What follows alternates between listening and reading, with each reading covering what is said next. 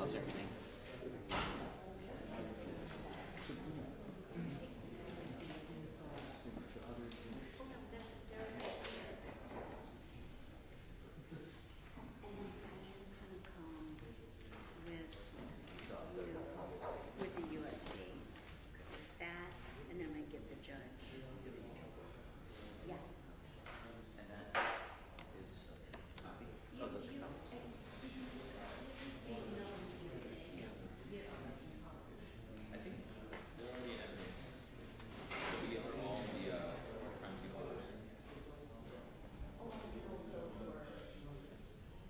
Yeah, that's true. Yeah, dude, I'll be in there.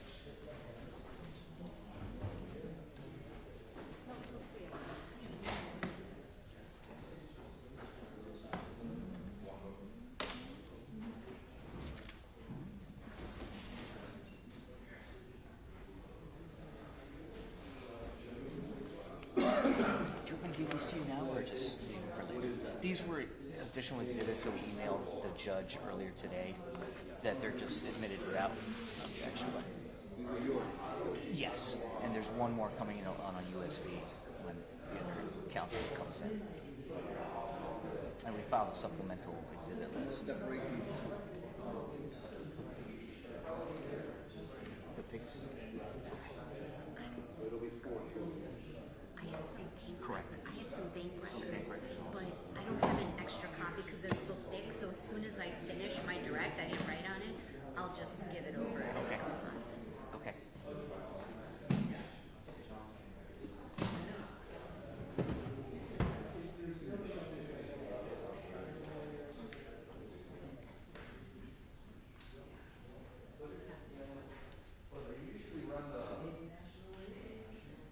The 2, 3, 4, 5, 6, 7, 8, 9, 10, 11, 12. Checking the audio, channel 2, right here. And they'll probably speak a little louder. Like, I just want to make sure it's pointing directly to them. That's 2. Check. How about here? When somebody speaks right here, can you hear it? How does it sound? Check 1, 2, 3, 4, 5, 6. Right.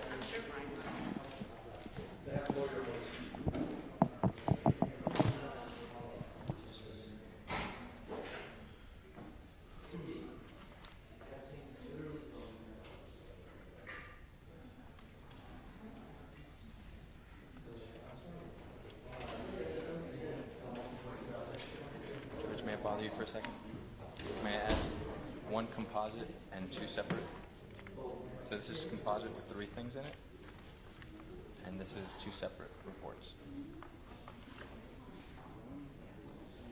2 and 3. Thank you, sir.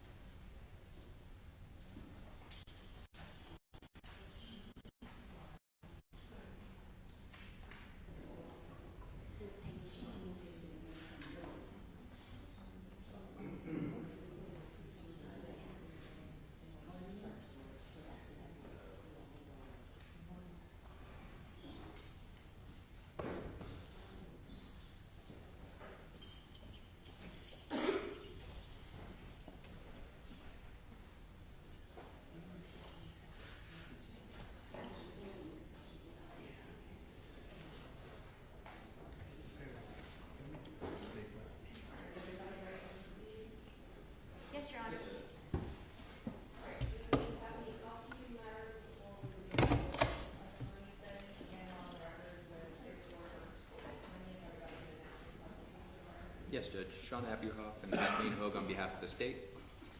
Sabrina Puglisi and Frank Prieto on behalf of Courtney Clenney, who is present before the court.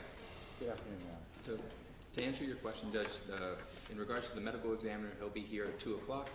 I believe we're going to allow for defense to go out of turn and call a witness beforehand. And there are a couple of items from a discovery standpoint I don't believe anybody's objecting to that we will probably move into evidence and publish to Your Honor. And the statement from the defense is that it's either defense using malice or it would be condominium or the old written statement, and I listen to without objection the court statement from her as well. And Judge, here are the bank records, which will be addressed with Mr. Clenney. This is the copy for the court. And I've had an opportunity to review them. I don't have an objection to them. Do you have an objection to the recorded statement and the, before making the evidence? No, Judge. For purpose of Arthur, it certainly can come in. All right, so we'll go ahead and allow all those things into evidence as defense exhibits without objection. Okay. All right, so then we're going to go ahead and start with Mr. Carter with, Kim Clenney. okay, so Ms. Clenney first. Mr. Clenney? Or Mr. Clenney.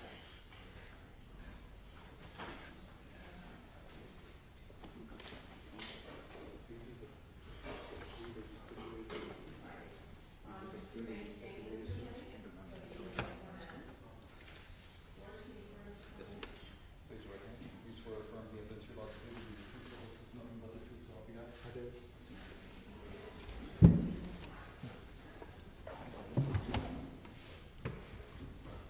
Could you please tell us your name? Kim Clenney.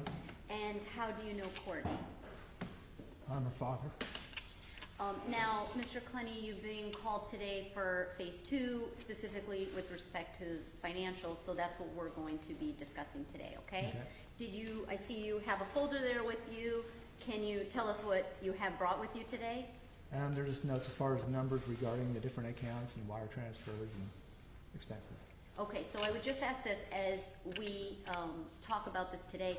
If you need to refresh your recollection at any time, please feel free to do so. If you could just say that you need to do that so that we can be made aware of it, and you can't read from the records, okay? So just then close it up and answer the question, okay? All right, thank you. So let's start. Let's go to wire transfers. At some point in time, were wire transfers made to an account that you have? Yes. Okay. And generally, around what time was that? Mid-April and then early May. Okay. There were 3 total. Now, can you explain to us why those transfers were made? Well, after April 3rd, Courtney was a mess. I didn't really trust her to handle her finances. One important thing was that her debit card for one of her accounts was not found, and we didn't know who had it or had access to her accounts. So we felt like the prudent thing to do would be to transfer the money into one of our kind of dormant accounts and then safeguard it that way, and then as she needed it, we could use it on her benefit. Now, you used the word she was a mess. Can you just generally describe what you mean by that? Well, she's been traumatized for quite some time, but especially after April 3rd, and then she was drinking heavily. Okay. And so with the drinking heavily and the traumatization, you felt that she could not adequately take care of her finances? Yes. Yes, okay. So to your knowledge, how many bank accounts did Courtney have? At Bank of America, she had 3. One had a 0 balance when I accessed them, and there were 2 others that she had funds in. And let's talk about those transfers that were made to you. The first transfer, do you recall when that was? I'm going to refer to my notes. Yes, you may.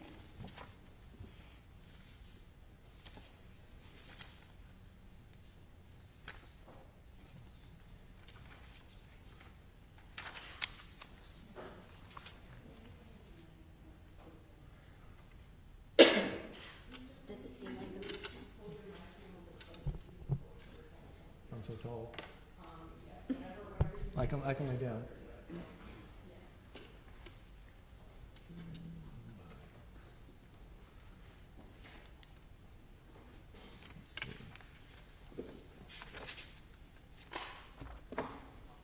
So the first wires from one account ending in,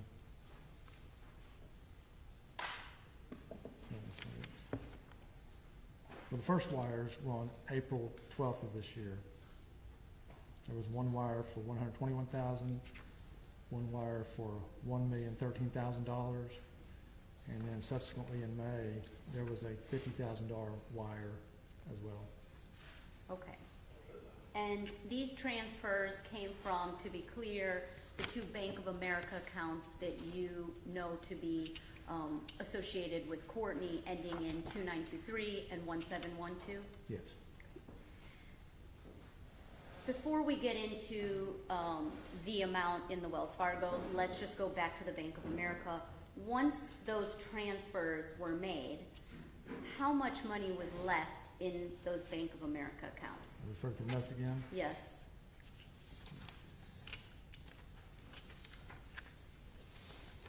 In the account ending in 2923, the balance after the wires was $4,839.24. The account ending in 1712, there was $466.88. And can you tell us the total of those two numbers? The total of those two numbers, a little over $5,300. Okay.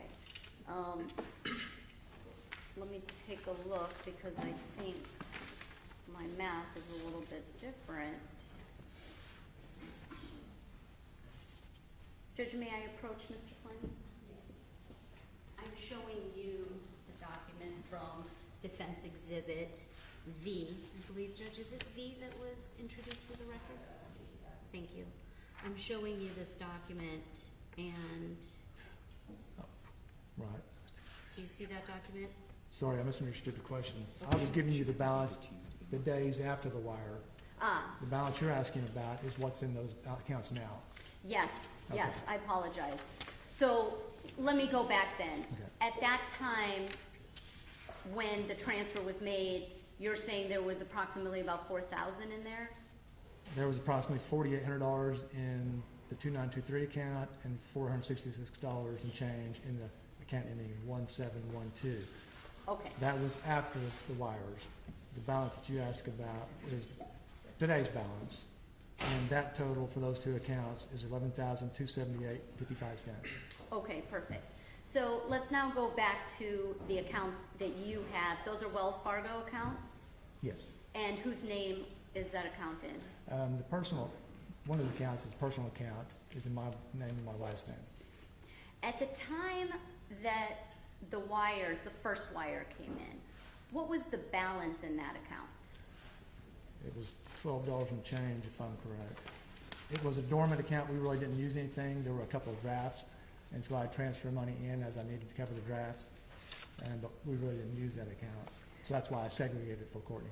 So the three balances that were transferred in that you mentioned, it totals $1,184,000. Is that Yes, accurate? That's accurate. Yesterday, the detective testified to believing over $2 million was transferred or belonged to Miss Clenney. Do you have any information that there was over $2 million? No, he was incorrect. And how do you know that it was $1,184,000 Because only? I did all the transfers, and I was the only one accessing the account, and I have the bank records Now, from both banks, by the way. let's talk about the expenditures that were made Okay. from that $1,184,000. I know there's many, but let's just start with, let's say, the first big expenditure that was done. Right. So one reason why I wanted to take control of the account, because I needed the CPA to finish her income taxes. And so that was the first big expense. And I got a cashier's check. I was the purchaser, but she was the remitter. And it was for $335,818. And Judge, I would refer you to Defense Exhibit O, which is a cashier's check in $305,818 to the IRS. On this check, who is the purchaser of the cashier's check? I was the purchaser, And who is the remitter? Courtney Clenney. And why did you make Courtney Clenney the remitter? It was her funds. Let's talk about the next big expense. Okay. The next big expense, she wanted to move home, put down roots again, be close to us again. So she decided to buy a house. Okay. And And this house is located close to you? she had a contract on another side of town, and then another house came available closer to us, and so then she put an offer on that house. And how much was the purchase price of the home? And purchase price was $1.35 million. And what was the amount that was paid into as far as closing costs and escrow? Look at my notes. Yep, please. I know the number, but the first check on May 17th was for $21,000, and that was $20,000 escrow for the first house and a $1,000 non-refundable option fee. Then and I was the purchaser, but she was the remitter, and there was copies of cashier's checks. I know that to be accurate. The second cashier's check was for $10,000 additional when she put the offer on the new house, and so the $20,000 for the first house was transferred over, so she had $30,000 escrow. The $10,000 was a cashier's check purchased on May 24th of this year. Again, she was the remitter, and I was the purchaser. Okay. And how much was paid into the home? At closing, again, I went to Wells Fargo and got a cashier's check on dated June 16th. It was for $356,226.45. Again, I was the purchaser and she was the remitter. And Judge, at this time, I would refer the court to Defendant Exhibit N, which are two checks, one for $21,000 and one for $10,000, and a additional exhibit for a cashier's check in the amount of $356,226.45. Let me ask you this. What makes you qualified to handle the finances of Courtney? I have a finance degree, and I spent 15 years as an investment advisor. Now, you said this account was yours. You didn't use it much, but did you mix your money with Courtney's money? It was in the same account, but I segregated it on the ledger that I kept. I would print out the bank statements each month, and if there was anything that came out like a bank draft for my purposes, I would true it up so her money was always what it should be. And how did you distinguish her money, when you say true up, how did you distinguish her money from your money? I would go in and add each month if there were any, there was a loan payment that came out of that account. I'm sorry. There was a loan payment for me that came out of that account, and so at the end of the month, I would make sure what was attributable to me, I added up, and then I would either add back in to her money, or I would have to deduct it if she owed me anything. Were there any costs associated with Courtney moving from Miami back home to Texas? Yes. Can you describe that? Now, going this again? Yes. There were two major expenditures, but there were multiple expenditures in those two areas. The first was moving out of the condo, the liquidated rent, cleaning, painting, things like that for the condo, attorney's fees. That was $26,885. And then there was reimbursement. I'm sorry, can you say the exact amount again? $26,885. And then there was reimbursement to me for hotels and travel as far as, movers, rental for the truck, things like that. That was $30,074. Okay. Now, did a large portion of the funds belonging to Courtney go to her defense of this case? Yes. She also went to rehab at some point? Yes. And how much was that? The airfare and the rehab itself totaled $35,497. Now, I'm sure that's not all the expenditures. Can you just give a general description of some of the other items? There was $15,702 that went to some mortgage payments for the new house. There was Then she bought some assorted furniture, $12,072. And then there were some significant veterinarian bills, and that was $5,008. And beyond that, then you have the normal living expenses, daily living expenses, and then normal household expenses, electricity, utilities, things like that. Now, at some point, a second Wells Fargo account was opened. It's ending in 4557. Can you explain what the purpose of opening that account was for? Yes. So when Courtney was going to go to Hawaii for rehab, and so she was using my wife's debit card. So if we went to go get expenses for her that were related strictly for her, we would use the debit card related to that account, so we were using her money. When she went to Hawaii, she was concerned if she lost the debit card or somebody took it, she was concerned about the bulk of her money being in the first Wells Fargo account. So she asked me, Dad, can you transfer it? Well, I didn't really want to transfer it to another one of my accounts, so I opened a Prime account at Wells Fargo and transferred the bulk of the money over there, and that way, if she needed it, I could transfer it back in, which I subsequently did. Now, was that Prime account, though, in Courtney's name or in your name? It was in my name only. Was any of the money in that Prime account belong to you? No, it was a brand new account. I never put any of mine in there. And what is the balance in that second account, the 4557 account, as of today? The Prime account, $0. And how do you know it's 0? When's the last time you checked the balance? Yesterday. And what is the balance in the 4926 account? That's the other Wells Fargo I have account. to look at my note.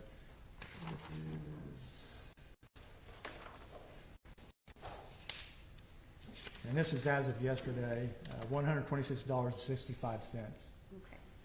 And so adding that to the two Bank of America account balances that Courtney has, it appears to be $11,405.20 total.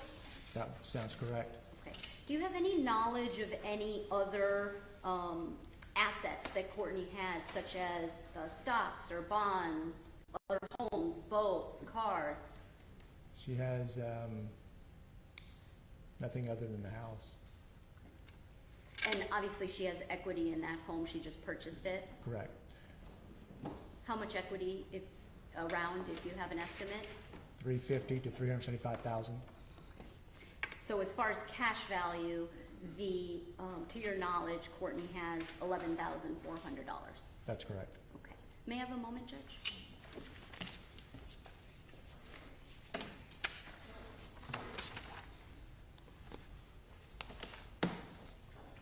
I have nothing further. Pass the witness.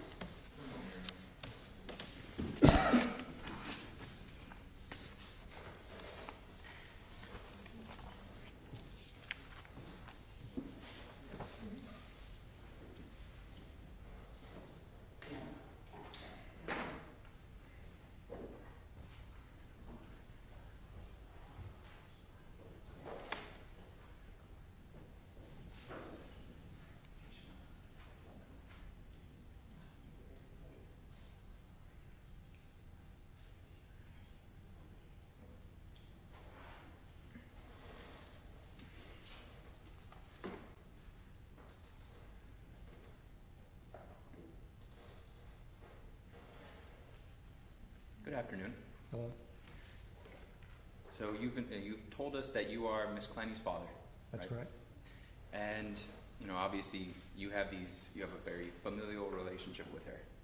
You don't want to see anything bad happen to her. That's correct. You would do anything for her, as well as look over her finances, but if it came to it, you would lie for her. No, I would not, and I resent that accusation. It's not an accusation. It is an accusation. I'm not trying to... Certainly. But my question to you is, if it came to it, would you lie for your daughter? No. Okay. And in regards to her working situation, you know that she worked for OnlyFans. I didn't know that for quite a while. You know that now. I did. You know that because you're in charge of her finances. Correct.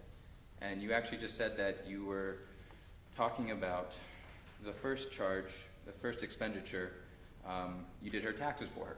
Yeah. Well, I didn't do the taxes. The CPA did the taxes. You collected the documents to give to him. Correct. Okay. So, in regards to OnlyFans, that's something that can be done online.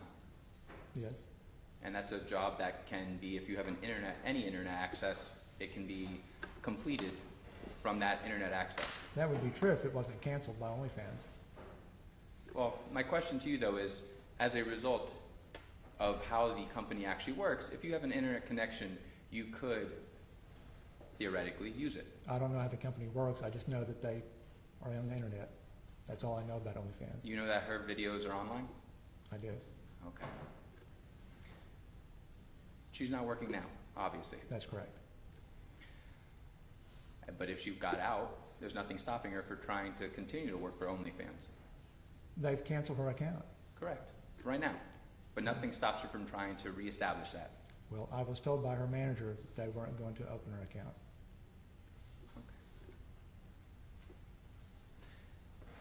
I want to talk to you about the transfers themselves, but I want to start with, there's a letter that's in evidence that you wrote to the complex that she was living at down here in Miami. Right, That's dated, I believe, April 28th. probably. Was Courtney already out of Miami by that time? Yes, Do you know when she had moved back to, and I'm suggesting now, but you tell me, did she move back to Texas? yes, She moved in with you. yes, And prior to her going to the rehab center in Hawaii, she was living with you. yes. In regards to those transfers that were done, first, the two that were done on April 12th, and two separate transfers, and then on May 3rd, did she do those transfers herself? No, I did them. You did them for her. Yes, Did she know that you were doing them? yes, she did. And you told us already that you have a finance degree and you were working 15 years as an investment advisor, right? Correct. So you know the importance of keeping accurate records. I did. You also know the importance of, in wires, labeling what the purpose of them are for. Is that correct? Well, I don't think I labeled them. You don't think you labeled them. I don't recall labeling them. If I showed you the transfers, would it refresh your recollection? Sure. Your Honor, permission to approach?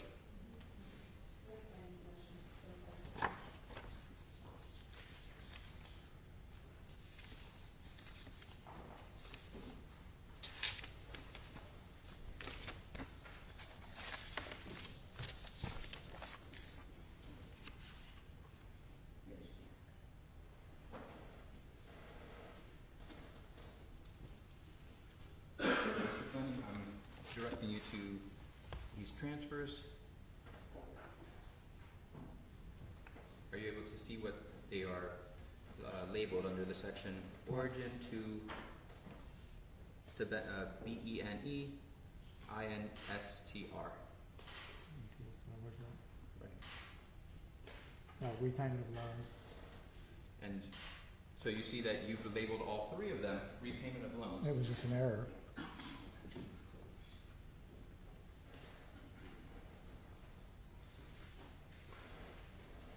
So, sir, you say it's an error, but now you've also told us that it's important to keep accurate documents. Is that right? Correct. So now what you've told us today is, the purpose of this was for you to be in charge of her finances. Correct. However, back on that day, you labeled those wires repayment of loans. Right. Well, some of them were going to be all total repayment of loans, but then she needed money. That doesn't answer my question, sir. You've labeled them two different things, one different here, one different on the day you made the transfers. Right. Are you lying then, or are you lying now? I'm not lying. It was an error on my part.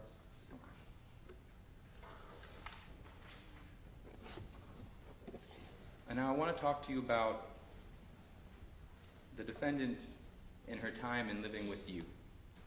So, during her teen years, did she live with you? Yes.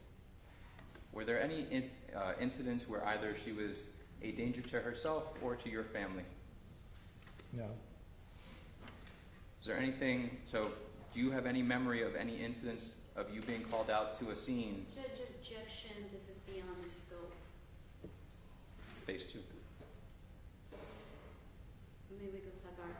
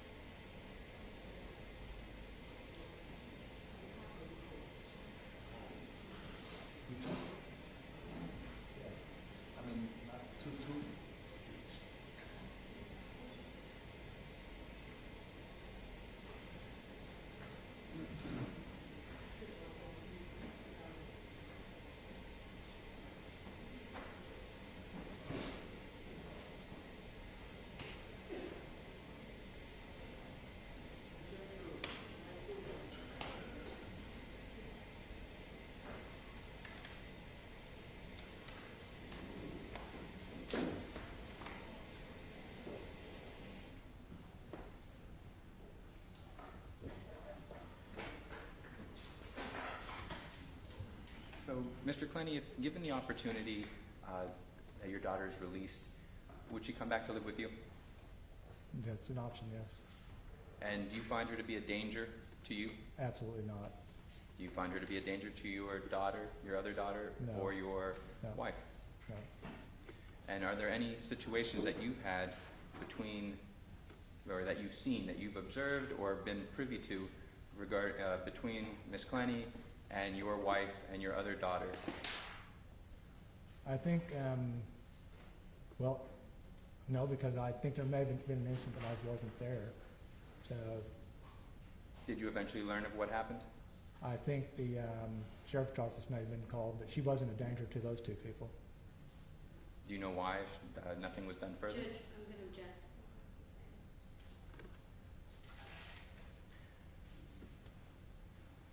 And now you've been in the courtroom for at least the first day of this hearing, right? Correct. So you've seen or at least heard a lot of the state's allegations against your daughter. Quite a few. I'm sorry? Quite a few, yes. And in regards to the timeline that the state has presented as to a number of these allegations, do you still feel comfortable that you can control her if she was left in, I guess, your custody or in your control? Could you specify which allegations? Or Sure. just in general? Yes, Judge. If I could have one moment.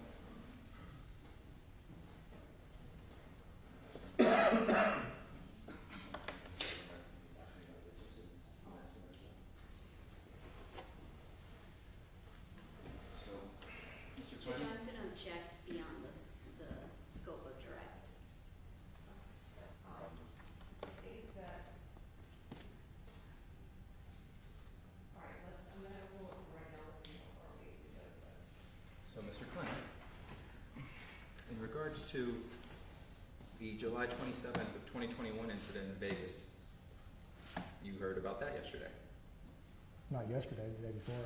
the day before.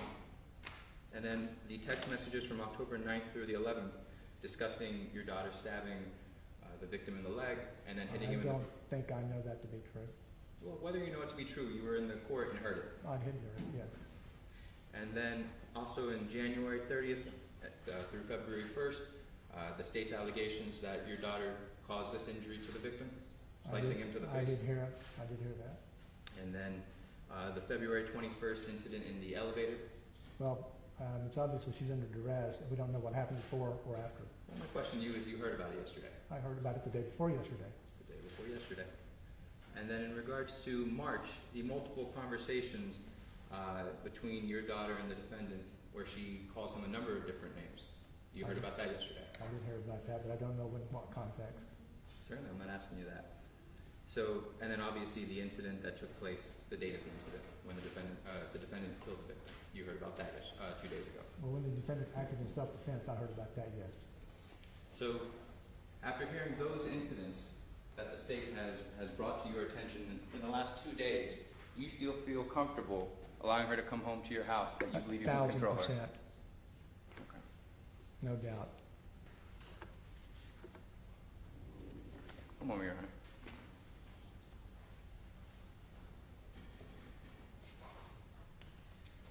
Judge, I have no further questions. I would just move in those two documents. Thank you. Mr. Clenney, are you aware of any banking regulations that say that you must, in the memo line, put exactly what a transfer is for? I'm not aware of any. And you testified that it was an error by putting in the memo line that it was a payment of a loan? Right, so the, if I put that in there, there was a sizable loan to Courtney, and that would have been repayment. But one of those wouldn't have covered that, so that's why I've been on the larger. If I'd had any notes to that, that's why that would have been put there, but I don't recall that. The money that was transferred into that account from Courtney, whose money does that belong to? That's Courtney's money, and I've spent it all on her behalf. And did you do it with her permission? Yes. Now, the state attorney said, you know, you've been sitting here in this courtroom on the other day, you've heard all these allegations that were made, and he asked you if you feel comfortable having Courtney come home with you. Is that right? I do, And why do you feel comfortable? because I've lived with her a number of years growing up, and she was there 2 to 3 months with us this year. So I have no doubt that there wasn't any problems. I have no concern about that. And did you have knowledge of the true relationship between Courtney and Obumseli? Oh, yes. And what was that? Objection, Judge, as to relevance. He opened the door, Judge. Yes. It was very toxic. And I knew from the beginning that he was not treating her correctly. I saw proof with my own eyes. I heard calls between them, calls to my wife. I heard many things that a father who loves his daughter very deeply should never have to put up with. So, if she didn't deserve what she put up with. Thank you. I have no further questions. Judge, I would just ask that those two documents, if we have a ruling as to, at least for purposes of impeachment at this point. Well, they won't.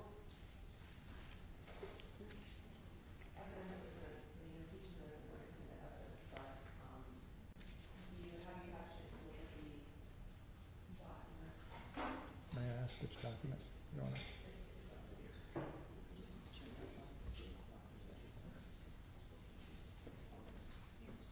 No objection, Judge.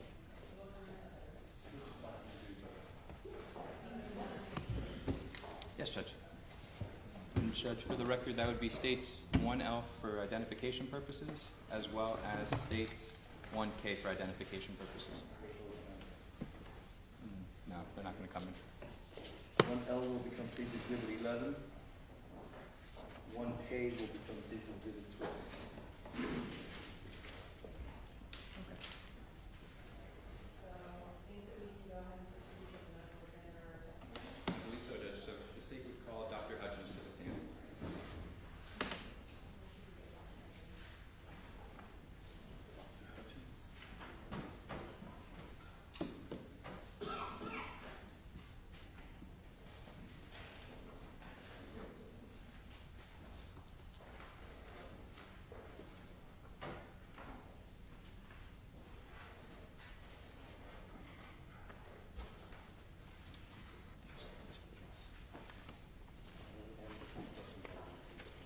We're just going to keep that out. If you want to put that to the side. Okay. I hate how we do that.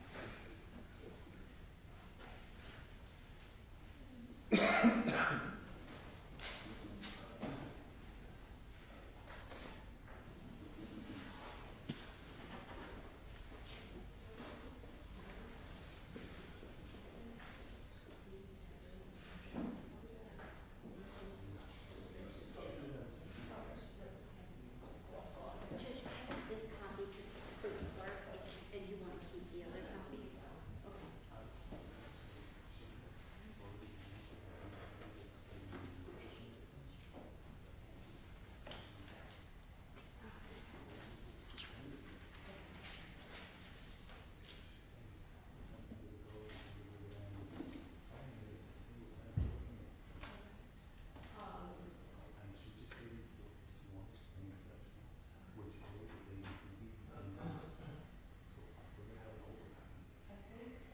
Here, come up for just a moment. I don't think it's sidebar, it's just a matter of, exhibits.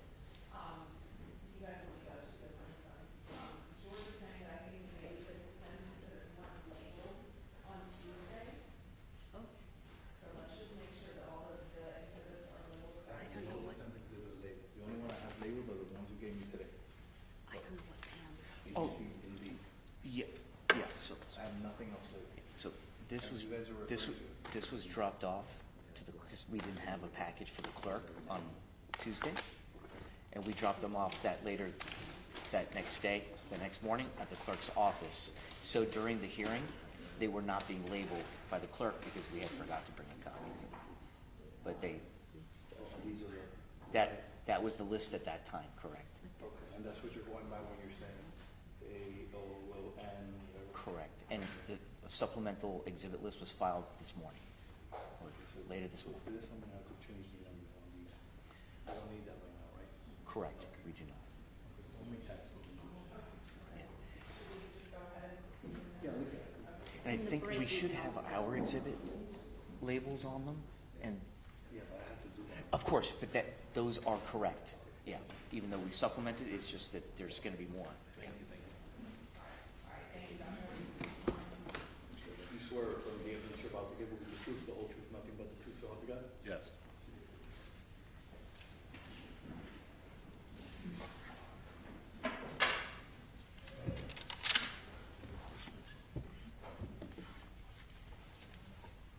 Good afternoon, Dr. Hutchins. Afternoon.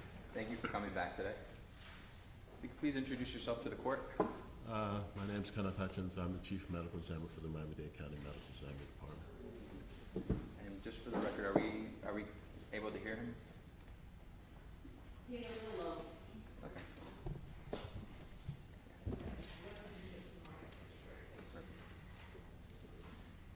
So, Dr. Hutchins, where are you currently employed and what is your current position? I'm employed by the Miami-Dade County Medical Examiner Department, and I'm currently the Chief Medical Examiner. And how long have you been working there? About 21 years. And how long have you been the chief medical examiner? A little over 1 year. And so were you in that position at the time of this case coming in? Yes. Now, is this your office? Is it an accredited office? Yes. And what does it mean to be an accredited medical examiner's office? It means that we have standards that we meet for the National Association of Medical Examiners. And could you please explain to the court some of your background in becoming a medical examiner? I received my BA in biology from Swarthmore College, my MD from the University of Pennsylvania School of Medicine. I did a pathology residency and neuropathology fellowship at the Albert Einstein College of Medicine in New York. I did my forensic pathology fellowship and training at the Office of the Chief Medical Examiner in Baltimore. Yes, Your Honor, we so stipulate. So I'm going to bring you and your focus to this matter, to this case. And so the case, were you assigned to ME case number 2022-1069? Yes. And how exactly do you go about the process of being assigned a case? I was likely scheduled to be in the autopsy room that day, and it was a case that I ended up doing. And in regards to this matter on April 4th, did you come into contact of the body of Mr. Obumseli? Yes.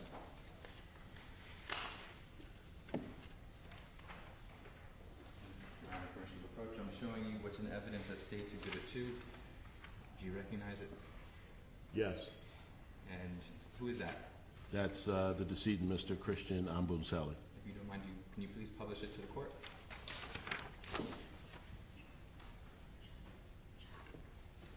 Judge, if you don't mind, if you could just keep that up there. Thank you.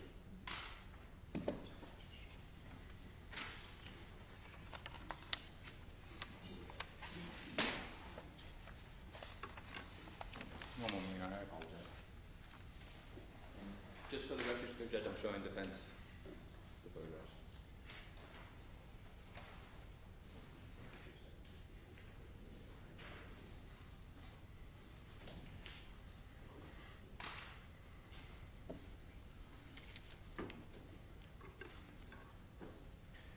Now, Dr. Hutchins, when you were observing the body, were there any evidence of medical intervention?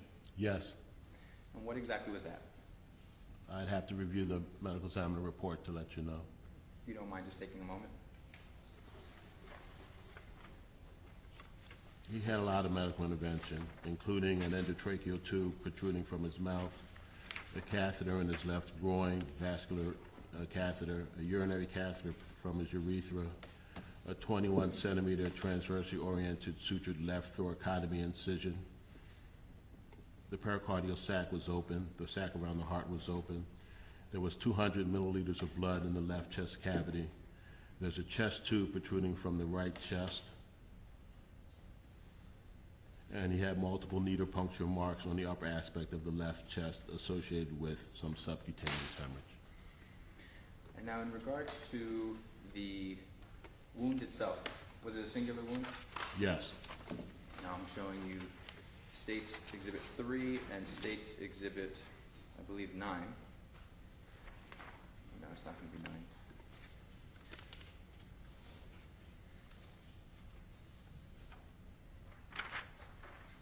States Exhibit 3 and States Exhibit 4. First, States Exhibit 3. Do you recognize this? Yes. What is this a photograph of? This is a photograph of the sutured wound in the upper left chest. And is it the same condition that you saw that day? Yes. Can you please publish it to the court?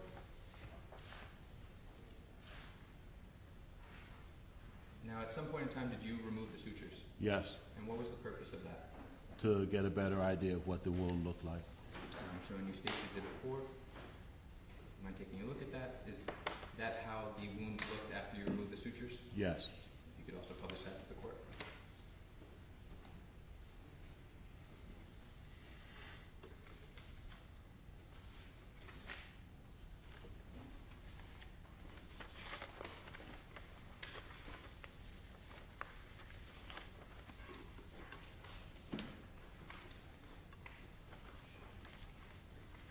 I'm also going to show you States Exhibit 6 as well as States Exhibit 5. Is this a closer, and that's States Exhibit 5, is that a closer image of that wound? Yes. And how exactly would you describe the wound? It's a sharp force injury wound that has nice, clean, sharp margins. It's extended open. It was 4.4 centimeters in length with the sutures in it, and when the sutures are removed, it's 4 by 1.5 centimeters. There's a lot of hemorrhage beneath it, and there's no contusion or abrasion around it. So that suggests that it's a sharp force injury and not some other type of injury. And is it consistent with what you would see with a knife injury? Yes. If you could also publish 5 and 6 to the court.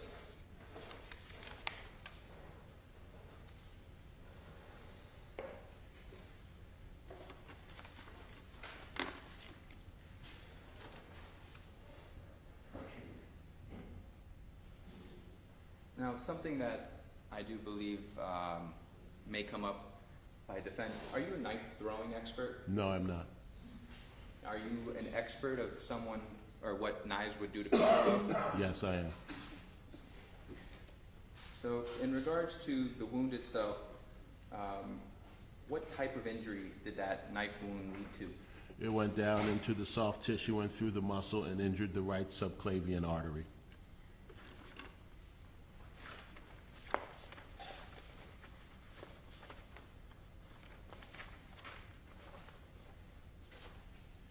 And now I'm showing you States Exhibit 9. Do you recognize it? Yes. And what does this photograph show? This photograph shows after the skin is removed from the where the injury is, the hemorrhage around the injury, and the injury in the right subclavian artery. If you don't mind me, I'm going to hold it up for you. If you could point exactly to where the injury is for the court. The artery is here, and the injury is right here in the artery. If you could publish this to the court. And now I'm showing you States Exhibit 1. Do you recognize this? Yes. What is this? This is a picture of the artery after I removed it from the body. And I'm going to hold it up. If you could please explain to the court exactly what you can see from this photograph. This is the inside of the artery after it's open, and there's a lot of hemorrhage around the injury in the artery. You could publish that. Thank you.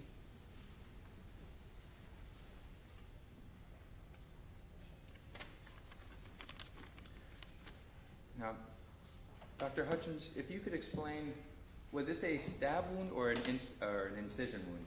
A stab wound. And what are the differences? Well, in general, an incised wound is longer on the skin than it goes into the body. A stab wound is measured shorter on the outside of the skin than it goes into the body. And in regards to this wound specifically being a stab wound, how far into the body did it go? Approximately 8 centimeters.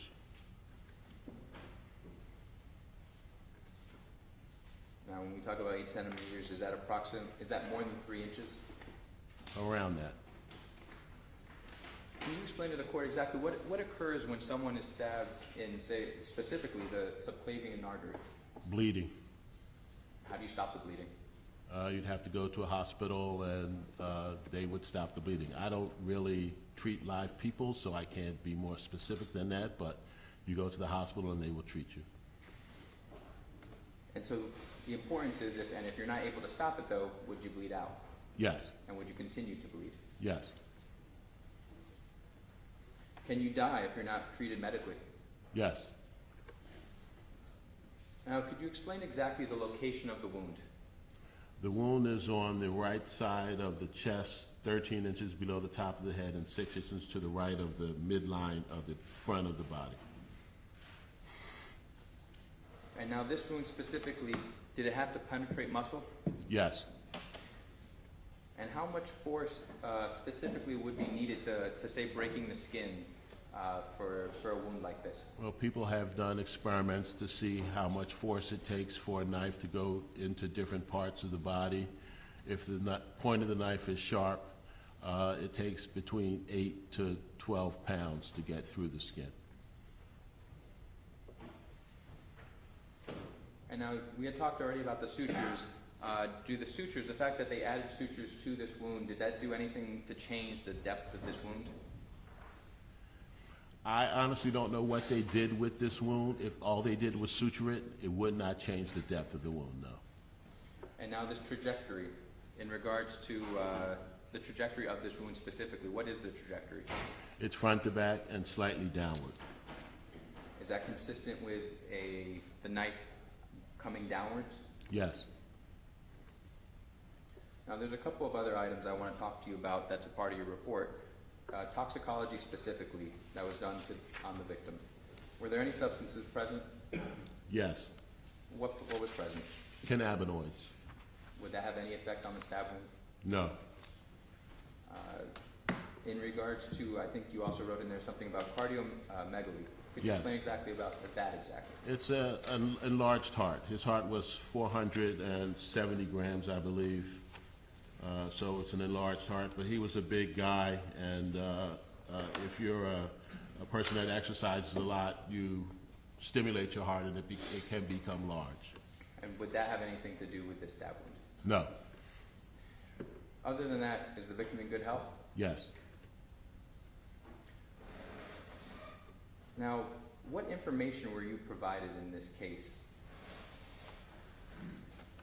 I was provided information from our investigations report, and we have a preliminary death investigation report for the medical examiner from the police as well. If you don't mind informing the court, what information did you have in regards to how the victim received this wound? I'd have to read the report. Your Honor, do you have any issue if he reads from the report? I'm sorry, I didn't. No objection. Dr. Hutchins, you can read from the report if you'd like. Okay, it's a very long report, but I'll just say, it says, the offender, in fear for her life, warned the victim to stay away. The victim approached in an aggressive manner. The offender threw the knife and struck the victim on the top right chest area. The offender then called police and attempted to add pressure to the wound. Based on that information, I want to pose to you a couple of hypotheticals, but the first and the last thing I want to show, Exhibit 8. If you could explain to the court exactly what this is showing, I'll hold it up for you. I put probes in the artery and the vein. The probe came out of the artery. The probe went through the vein, so the vein was intact. Is that to show also the trajectory of the wound?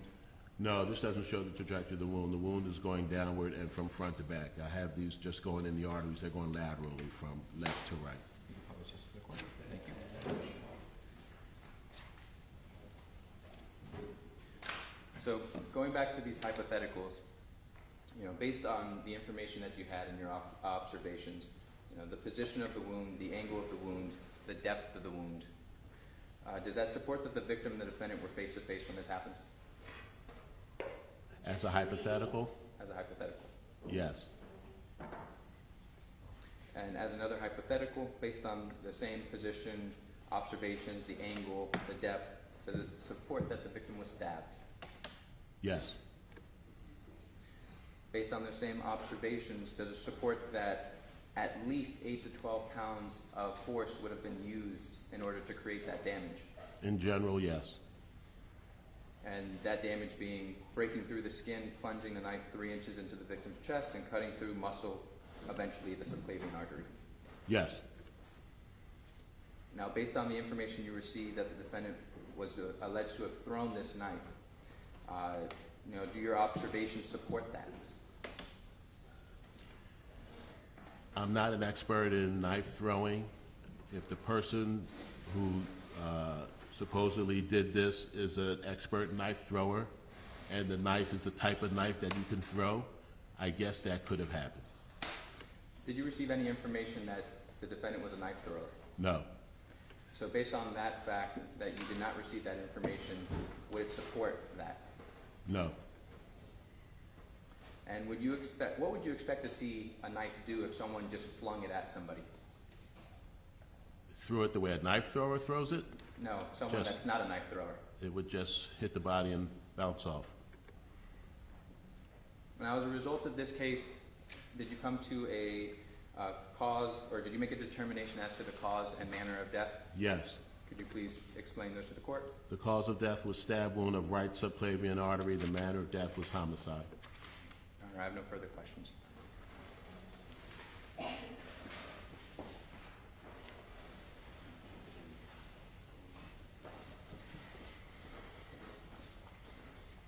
Good afternoon, doctor. Afternoon.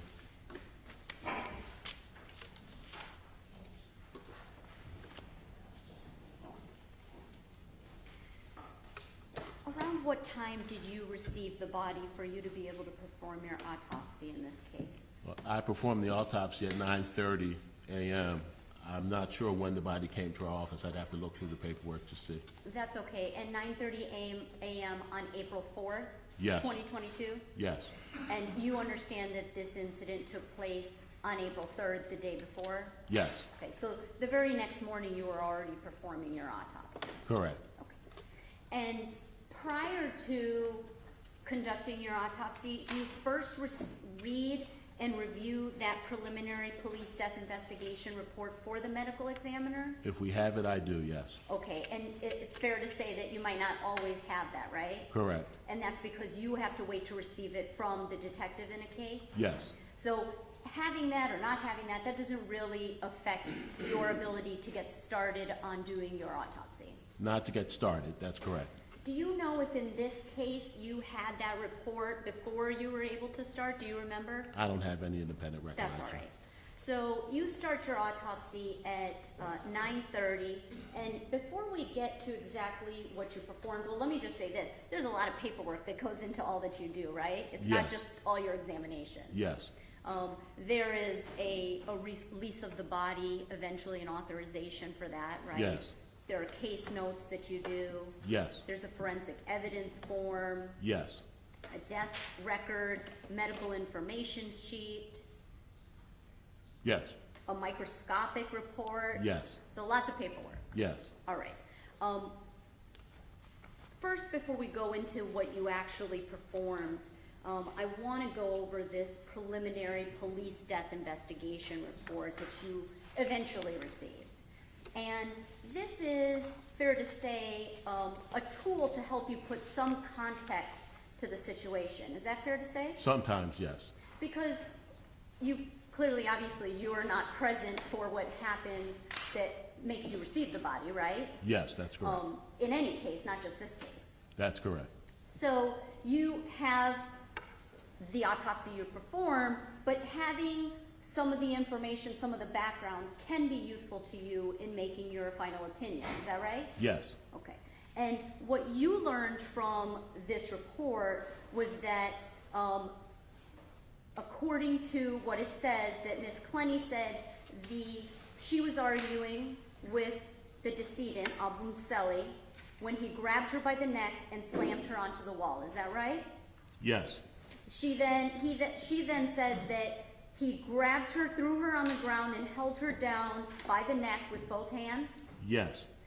Then, in fear for her life, she warned him to stay away. Is that right? I don't have that in this report that I'm looking at, the police report. If you look at the last paragraph, it says the offender in fear for her Yes, I life. see it now. You're correct.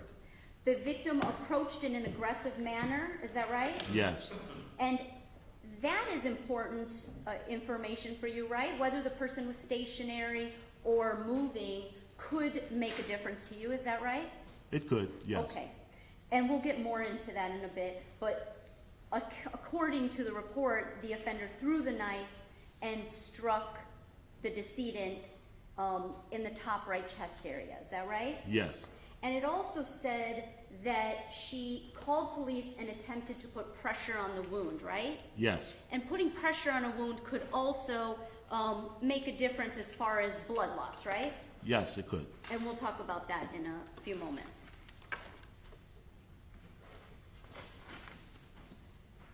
Now, your opinion was that this was homicide, and you put that in various portions of your reports, is that right? Yes, You would agree with me that a homicide could be justified, right? yes.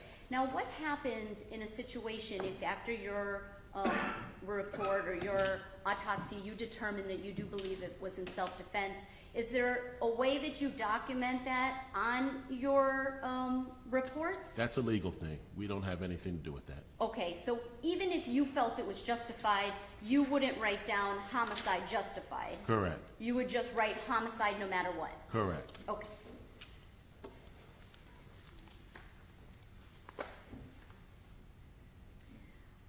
I'd like to talk about the social history.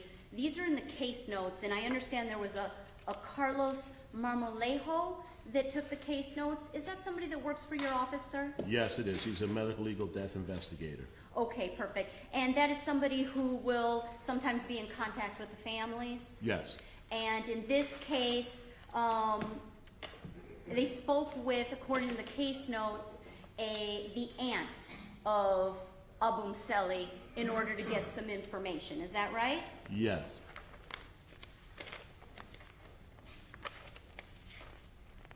And some of that information could be useful to you, obviously, whether the person is healthy or not healthy, has a medical history, illnesses, that sort of thing, right? yes, And one of the things that your office was advised was that he did not drink, smoke, or use illegal drugs. Is that correct? yes, that's correct. But in fact, when the toxicology came out, it was detected that he tested positive for marijuana. Is that correct? Yes, And I know that you're not the toxicologist that performed it, but as the chief medical examiner, you do review that toxicology and you sign off. Is that right? correct.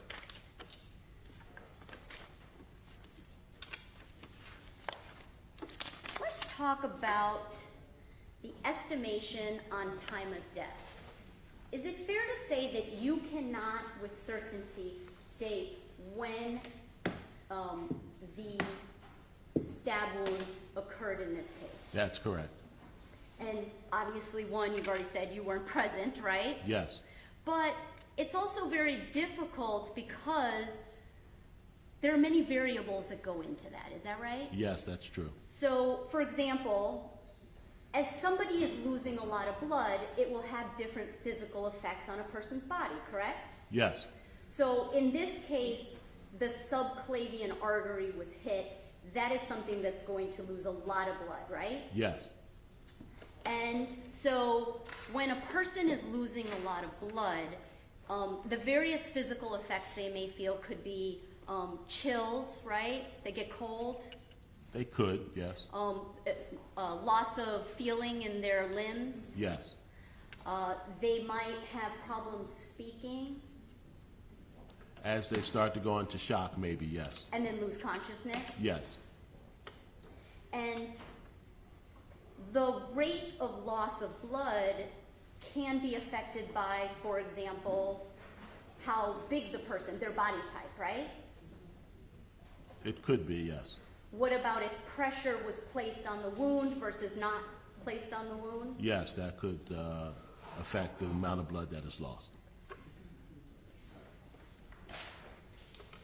And the usual progression of blood loss will be that the person might be speaking, then move to nonsensical speaking, then kind of just making kind of noises until they lose consciousness. Is that right? That could be something that could occur, yes. Now, did you listen to the 911 call in this case? No.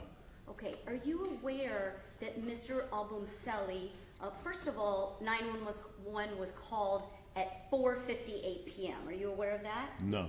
Okay, and were you told by anybody that when 911 was called, he could be heard saying, "I can't feel my arms"? No. Okay. If you heard, though, or you understood that information, that would appear that he wasn't at the point where he was at unconsciousness yet, correct? That's correct.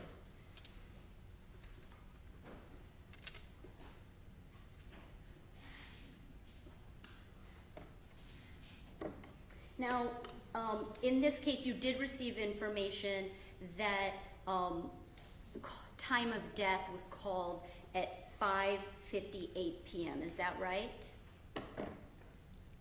I have it at 5:55 p.m. You're correct. I apologize. 5:55 p.m. Yes. That the 911 was called at 4:58, and approximately 1 hour later is when time of death was called. Is that right? Yes.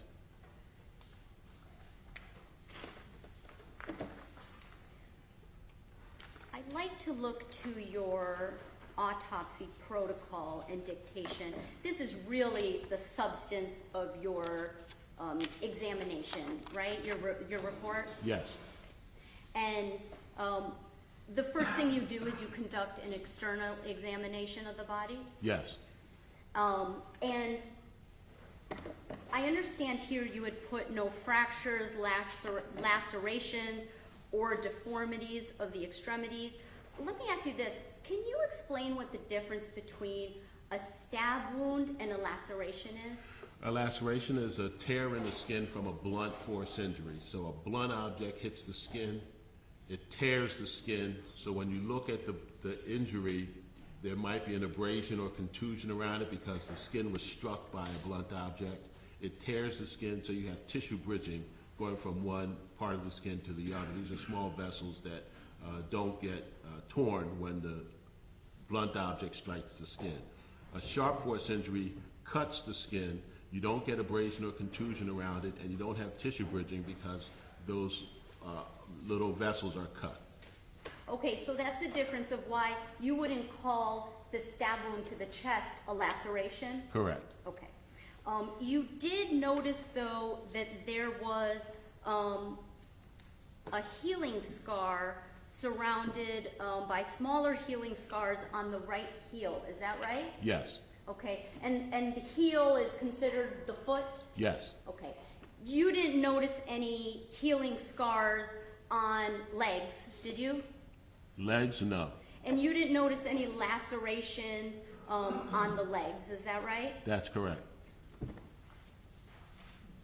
If you had, you would have documented, right? That's what this portion of your report is for? Yes. Okay. Now, the internal examination, I'm sorry I didn't understand half of what you said of all the things you did.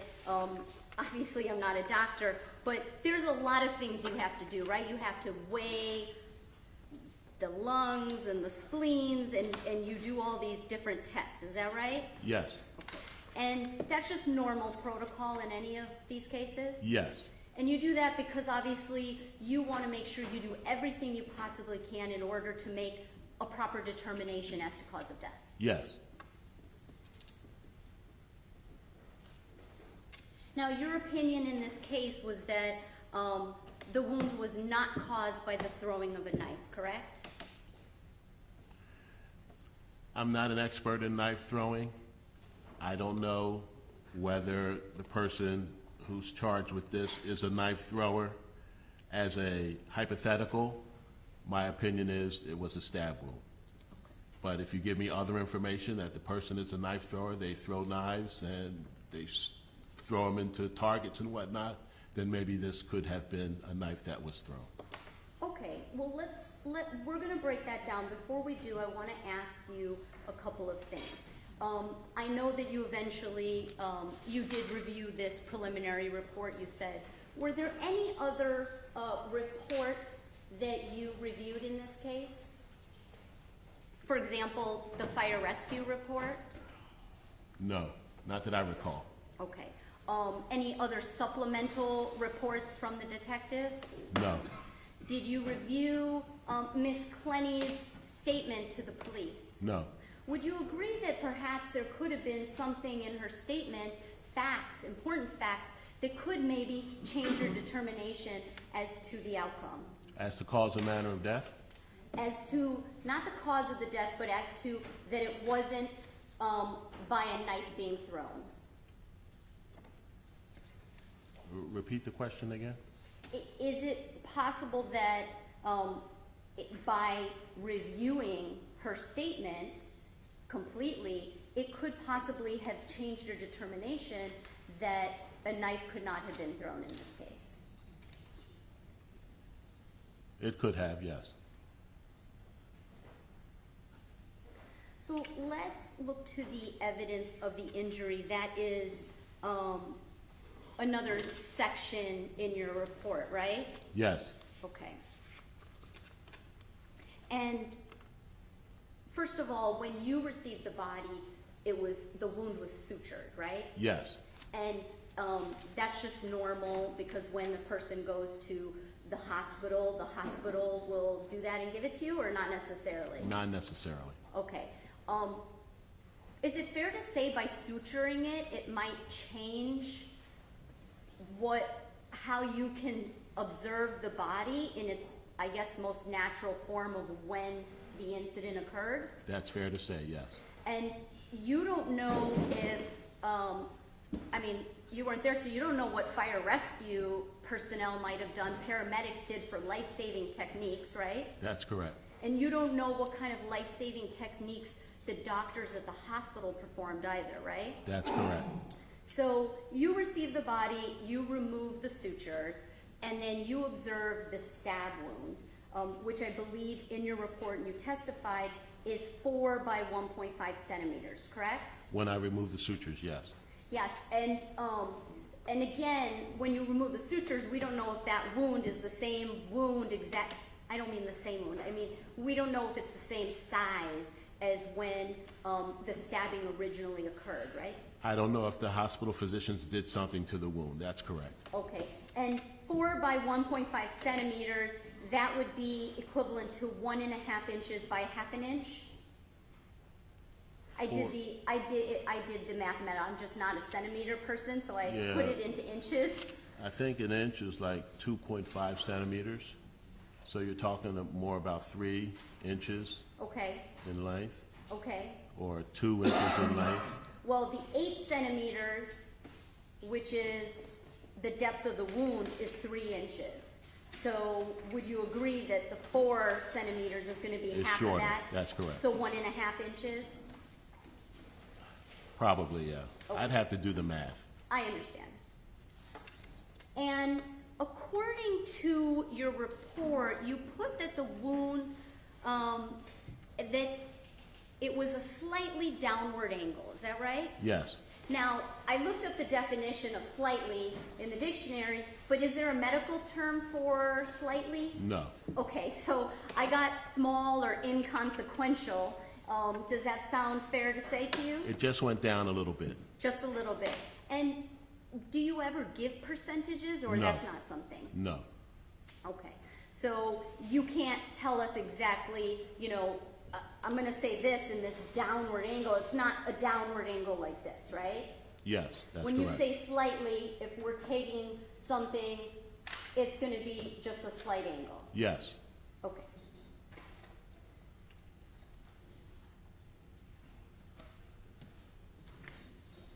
Now, do you agree that when a person, if somebody were standing face to face and stabbing somebody, would you agree that it would depend on the height of the individuals, of the two people? The injury? Well, potentially, how slight it goes in. It could be based upon the entry wound could depend upon the height differences of the two people. When I describe wounds on the body, we're looking at the body in anatomic position, lying on the autopsy table. When something happens to a person, if they're shot or stabbed or beat, they don't stay in anatomic position. They move. So I can't tell you in what position the person during the stabbing was in and in what position the person being stabbed was in. They could have been bending over, they could have been bending back, they could have been on their knees. I don't know. Okay, that's fair to say. So it would be clear that you don't know if, for example, Obumseli was leaning forward and going to aggressively attack Ms. Clenney, right? That's correct. Which would then move his body forward and could affect the angle of how a knife goes into his body. That's correct. Also, the fact that she's 5'8" and he's 6 foot, which is a 4-inch difference, that's not something you're taking into consideration in your examination. That's correct.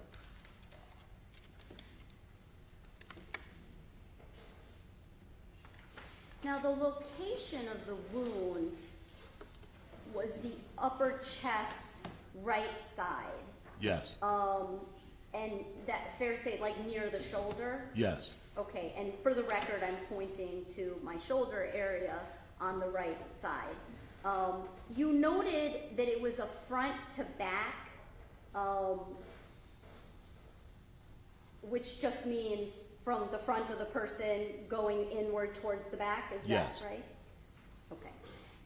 Now, and I'm assuming this is because of the anatomical position of the body, but you didn't mention if it was like at an angle, coming crosswise, or straight on. Was it straight on? It was straight on, yes.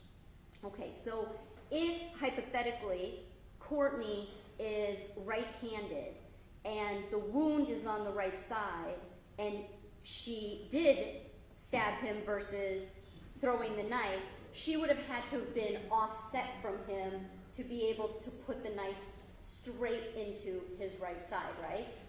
It depends on how he's standing. If he's just standing in anatomic position, yes. If he's moving, I cannot tell you in what position the person who was stabbed was in or what position the person who was doing the stabbing was in. I can just tell you what I see on the body. Okay.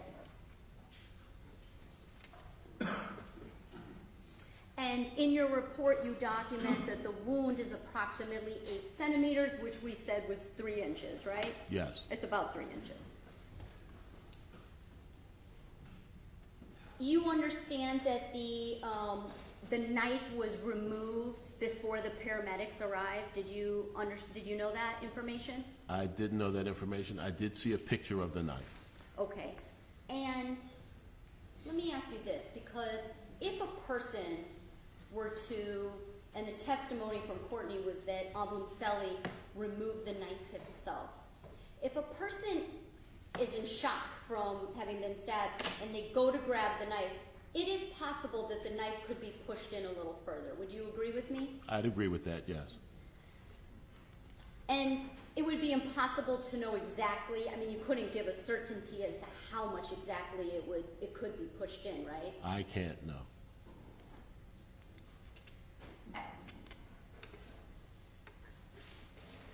And obviously, if the knife is in and you pull it out and it was in an artery, blood is going to really start coming out, right? Yes. Okay.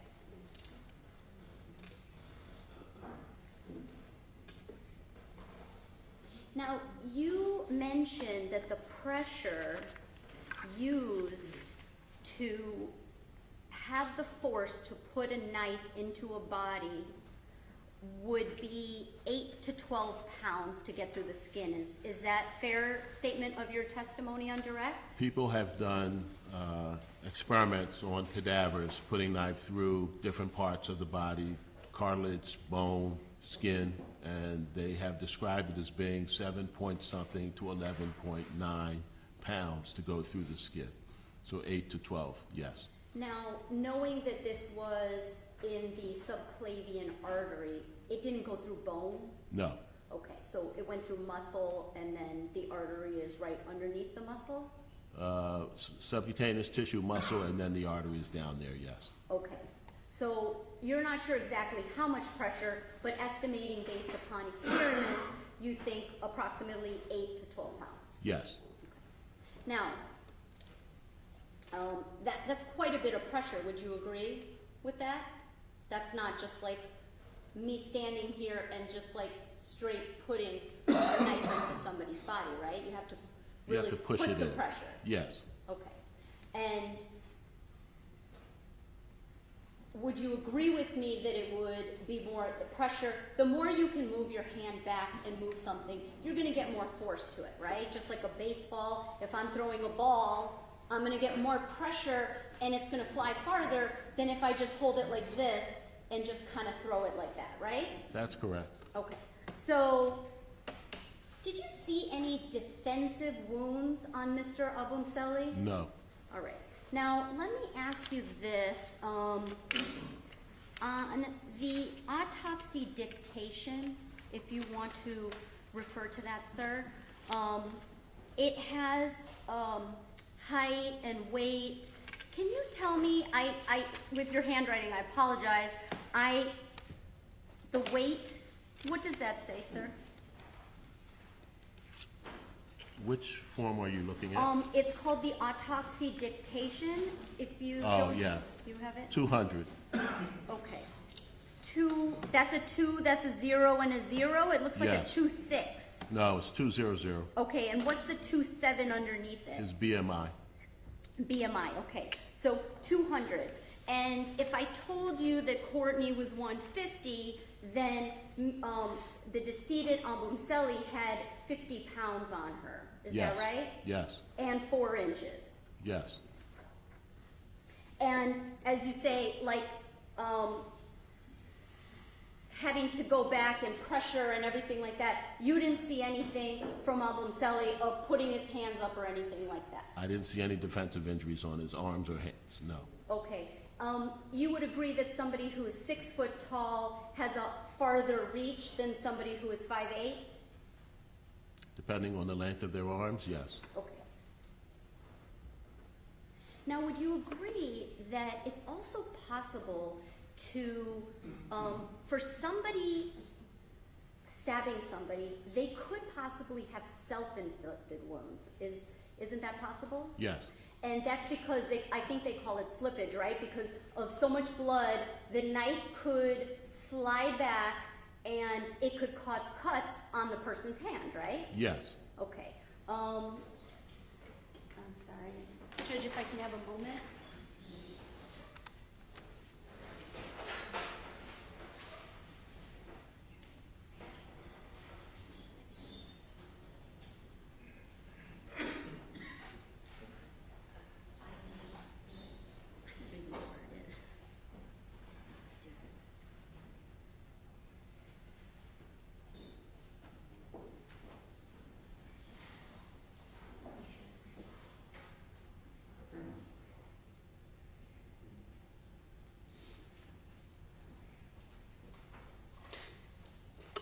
I'm showing you defendant's exhibit S. Sir, can you see that?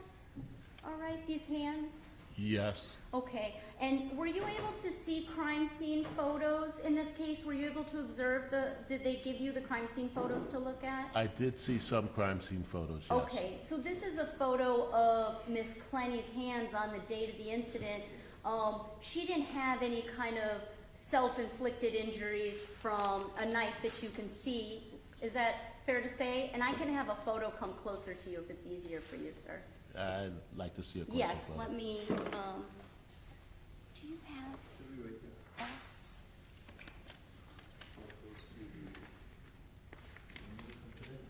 Yeah, the ones from, yeah, thank you.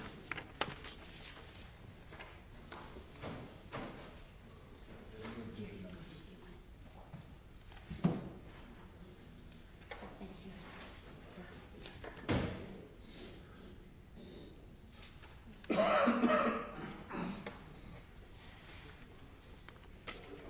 Thank you. Having reviewed the photographs, were you able to see any wounds on her that would be consistent with slippage of a knife? No.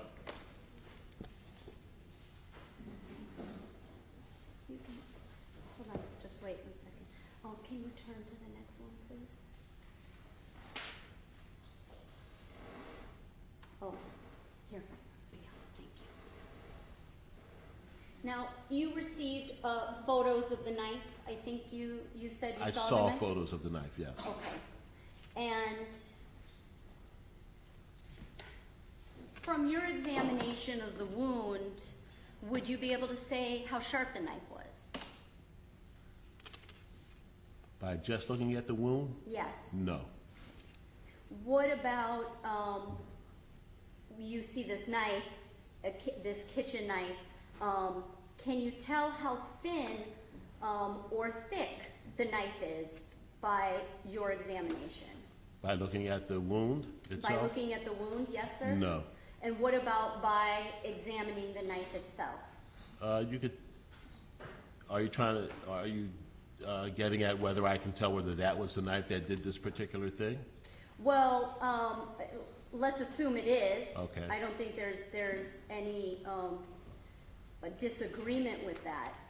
So my question would be, if you had the knife to examine, would that help you in determining whether it is thin or thick or sharp Yes. or dull?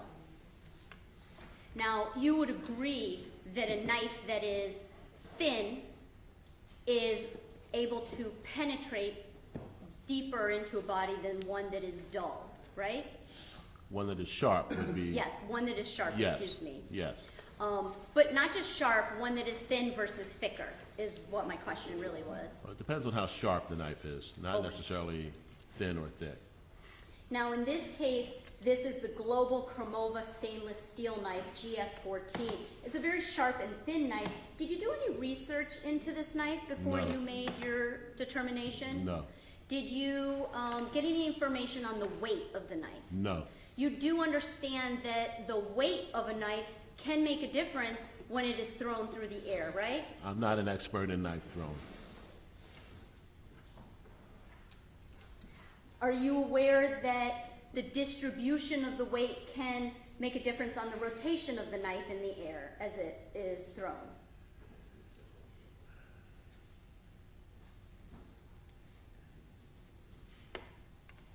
As a novice in this particular thing, I would be aware of that, yes. Okay. And are you aware the more a knife weighs, the deeper it can penetrate a body? When throwing it, Yes, sir. that I don't know. Would you agree with me that throwing a knife into a stationary object could be different than throwing a knife into a moving object? Yes. And that's because a knife throwing has velocity, and a person moving in that same direction has a certain velocity as well, right? Yes. And you were made aware that Obumseli aggressively moved towards Courtney at the time. She states she threw the knife, right? That's the information that I have, yes. You understand that a knife gains speed as it travels? That I don't know. Distance is important in a knife being thrown? As a novice, that probably is correct, but I want to say again, I'm not an expert in knife throwing. Okay. I am an expert in what knives do to people. All right. But having said that, your opinion is that Courtney could not have thrown this knife, right? As a hypothetical, the hypothetical that I was given, I said that what I see on the body is consistent with the person being stabbed. If I get other information that the person doing that had the knife is a knife thrower, that this is the type of knife that you could throw and it will go into a target, then I might have another opinion. Well, you're saying knife thrower, but a person doesn't have to be an expert knife thrower to actually hit a target. Isn't that true? That I don't know. Have you seen there are millions of YouTube videos out there with people who are knife throwing and they're not experts? I don't watch YouTube. Did you consult with a knife throwing expert? No, I did not. Did you do any research into knife throwing?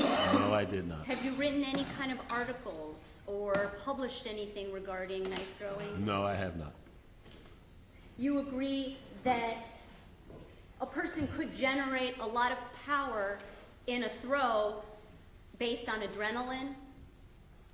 Judge, all this is speculation. He's an expert, Judge. Well, the government's opinion is that she couldn't have thrown it, so we should be able to rebut that opinion by asking him questions about it. They put that into evidence.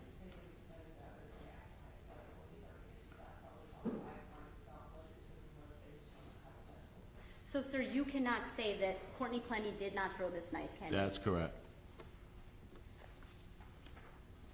And your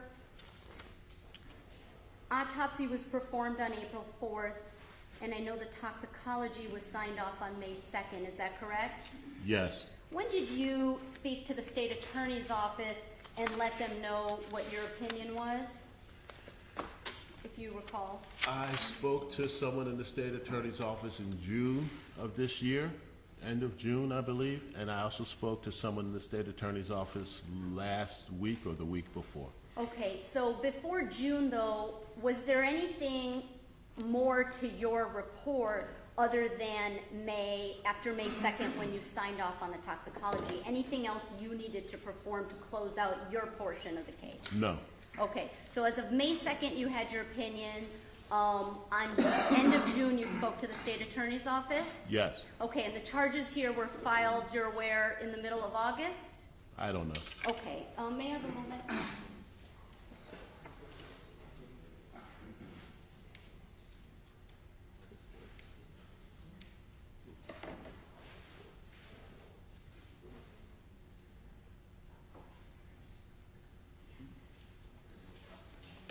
Sir, all your testimony, your conclusions, they're all documented in your report, is that correct? In the autopsy report? Yes, you've documented all of your conclusions in your report. I documented the autopsy in the report, Okay. yes. I noticed that there's nowhere in your report that says your opinion on the hypothetical was that the knife couldn't have been thrown. Is that something that would go into a report? No, it would not. It would not, and there's no reason for you to file any kind of supplemental report in That's this correct. case? Okay. This report has cause of death. The death certificate has cause and manner of death. If you have other information that, I don't have anything to do with, whether it's a death that is a justified homicide or not justified, that's a legal thing. I just know the cause of death is stab wound of right subclavian artery. The manner of death is homicide. Understood. Thank you, sir, for your time. Yes, so this is briefly.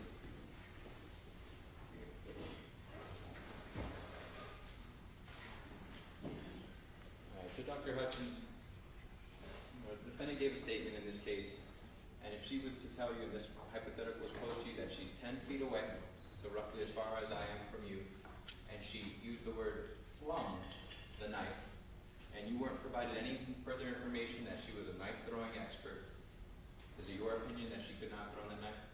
She said she flung it. Flung it. I would say that that is not something that could have happened given the injury that this person has. No further questions, Judge? From the state, yes. Yes.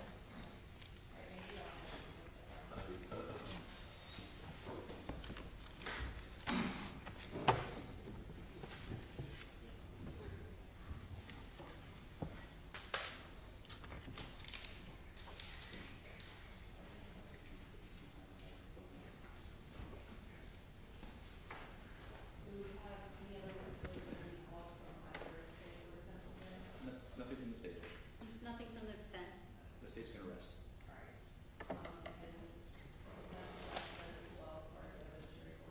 Yes, Your Honor.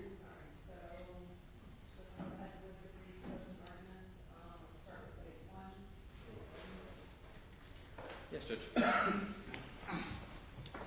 And, Your Honor, we are still doing the pretrial detention at the same time, so I'll address both. So, Judge, the burden for the state is proof evident. The presumption is great that the defendant committed this crime.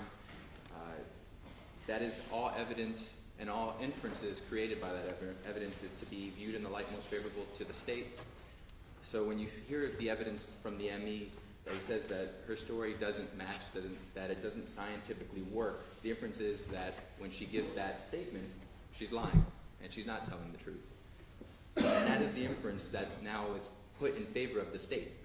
When the other inference, when the state puts forward evidence that she's on the phone with her mom when the incident takes place, and then we put forward the mother's statement that doesn't include any of the events that the mother should have heard, the inference is the mother is lying when she speaks to police and is withholding information. The inference from that is that she's trying to assist her daughter.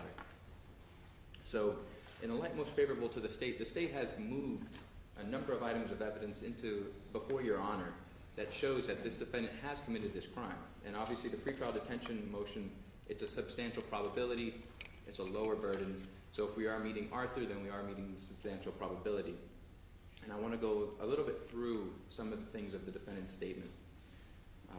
First and foremost, I need to inform the court that the victim is an authorized guest. The lease documents show that the victim was put on the lease documents as an authorized guest. He was never evicted or properly kicked out by the defendant, and certainly so to use such force of this manner to try and take someone or kick someone out would be illegal. In regards to her statement specifically, it confirms that at the very least we are eliminating that this is a suicide. We're eliminating that the cause of death is anything more than at the hands of this defendant.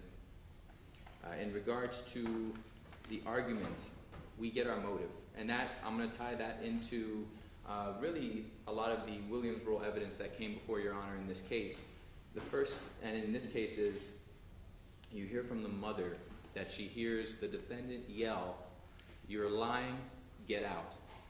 And that is consistent with a lot of the situations that the state put before your honor.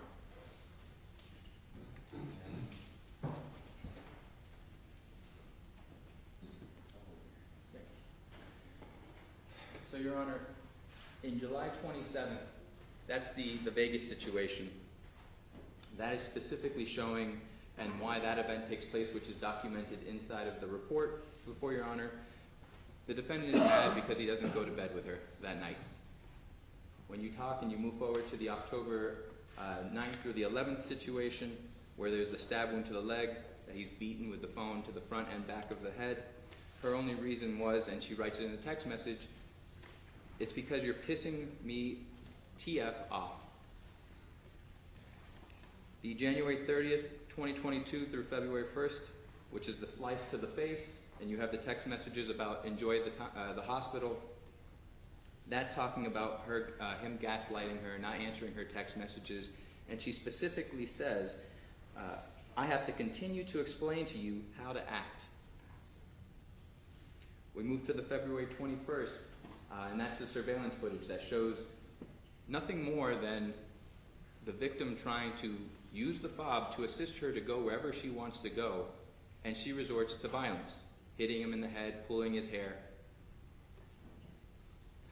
The March 5th situation, which is the top over here, where he confirms to her, "Courtney, but you hit me."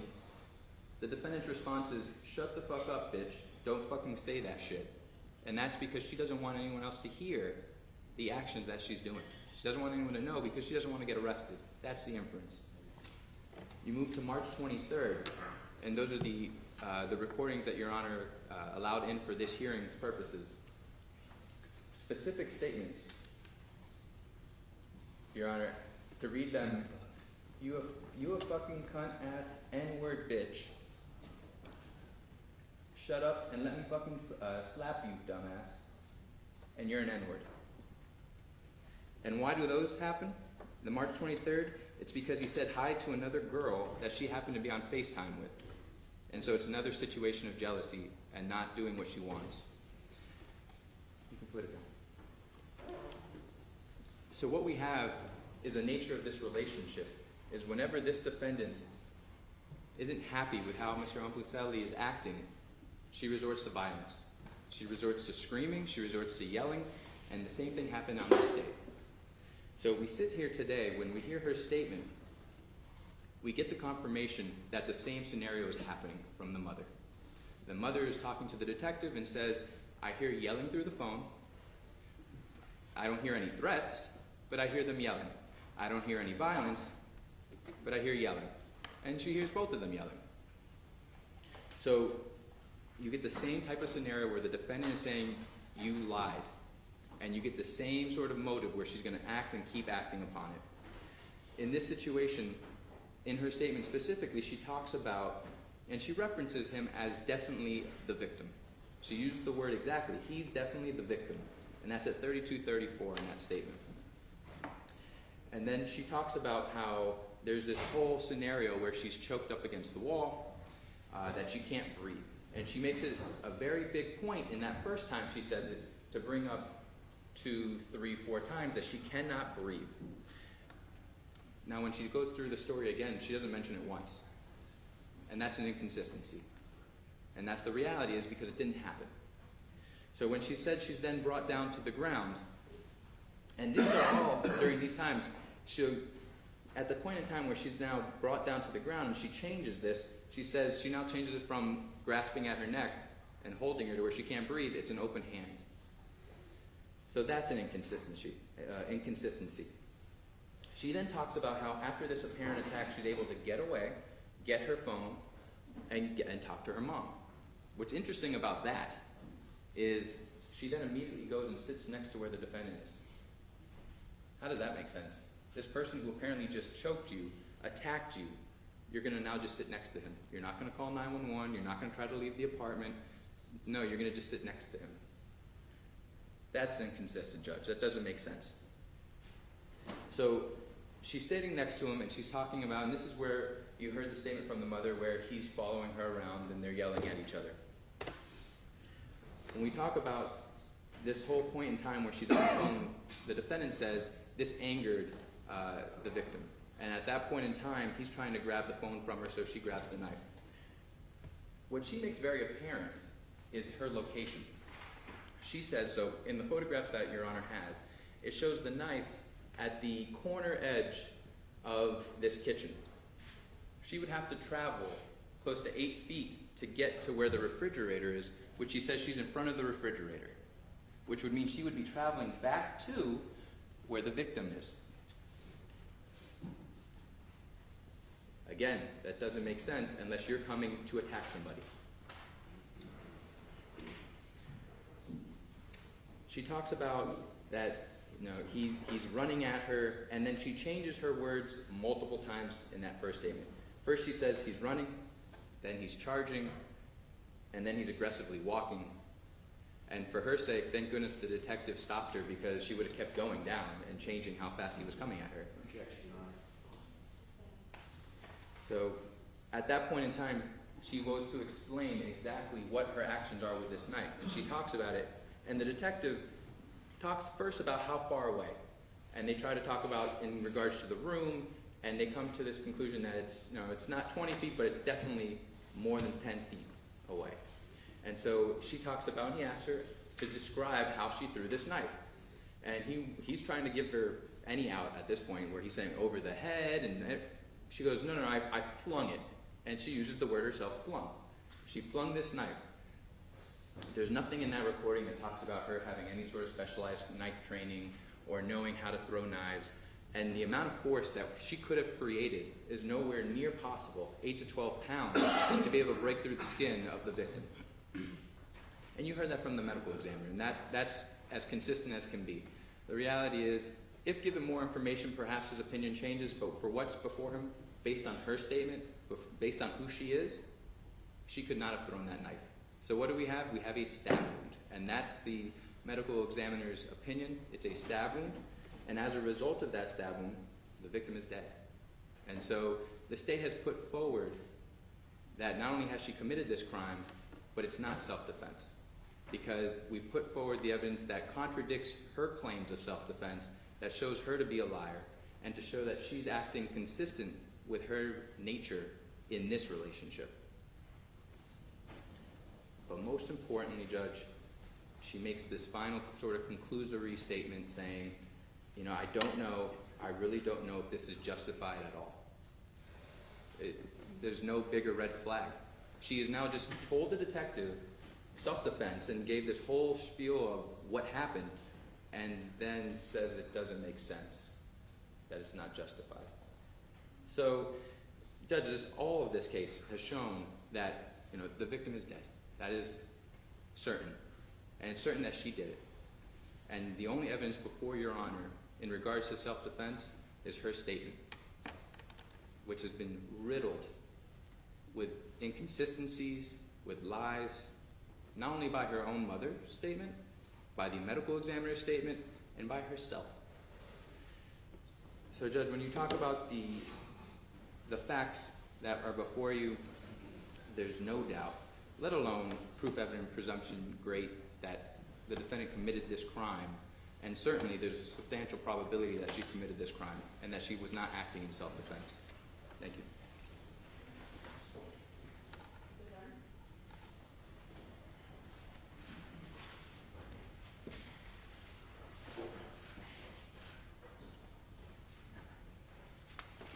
May it please the court, good afternoon. Stay. Judge, a brief apology. We had prepared our summation prior to receiving information that the state was calling witnesses. So the presentation that we have prepared is lengthy, but we will speed through the stuff because we do know Your Honor took the time to go through all of this, and we're just going to highlight some things, but where we can, we will make it more brief. Thank you, Judge. Obviously, the court's very familiar with what the state's burden is in an Arthur hearing. Is the highest burden that we have in any system, civil or criminal. Proof evident presumption great, higher than beyond a reasonable doubt. It is the highest standard. The court is very aware of these things and has all the case law that we would cite to that. The state judge has failed to present proof evident presumption great for second-degree murder. Not only that, because this kind of is a mixed hearing, they have also failed to present proof of substantial likelihood that second-degree murder is the appropriate charge in this case. In order to prove second-degree murder, Obumseli is dead. We stipulate to that. The death was caused by the criminal act of Courtney Clenney. That's a disagreement that it was a criminal act. There's evidence of self-defense here to rebut any of the state's evidence. And the unlawful killing, again, if it's self-defense, it is unlawful. One of the biggest hurdles the state has here is demonstrating a depraved mind without regard for life and human life. We'll talk about how that's defined in the case law. Just the definition of what an imminently dangerous act is. The depraved mind portion, which the state fails miserably on, is that this was done with ill will, hatred, spite, or evil intent. The evidence taken in the light most favorable to the state shows that this occurred, this was a reaction by Ms. Clenney defending her life when there was a physical altercation taking place. We know that. The neighbors called, everyone knows it was an argument that took place. This is not the type of offense that second-degree murder is the appropriate charge. Again, justifiable use of deadly force. The appearance of the danger must have been so real that a reasonably constituted prudent person under the same circumstances would have believed that the danger could be avoided only through the use of that force. Clenney must have actually believed that danger was real. How do we know that Ms. Clenney knew that danger was real? It's even in her own statement. And what the state just highlighted, that she's like, I don't know if it's justified. What they leave out, and that's really what the state's case here is, mischaracterizing things and leaving things out, not giving the full picture to this court. At the end of that statement, she says, she's like, all I know is I was scared. The 911 call, you can see her frantic, trying to get help. That eliminates the ill will that the state has to prove in this case. Again, reasonable grounds to believe she was in danger of death.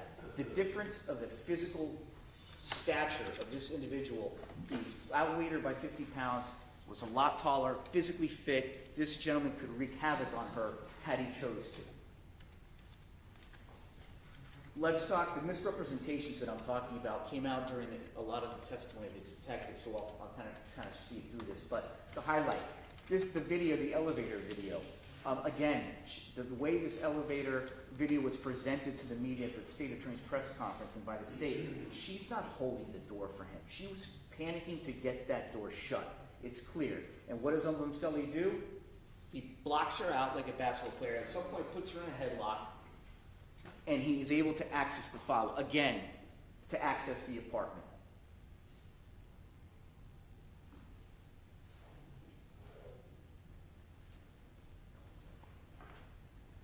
During the show, you can see he's able to access the panel as he pushes her around. And then at the next slide, I believe, is when he's taunting her. You can visibly see him taunting her. That's the type of individual this was. And he's laughing. And Judge, objection, that's not evidence. The video, I know you already reviewed the video. Again, the insinuation that Miss Deborah Clenney, her mother, is trying to have her put forth some type of self-defense, they put that in the warrant, not seeing the whole text. But we have the whole text, and I know Your Honor seen it. Clearly, this is a concerned mother trying to get in touch with her daughter after she doesn't even know the severity of the situation. Doesn't know. The detective never told them.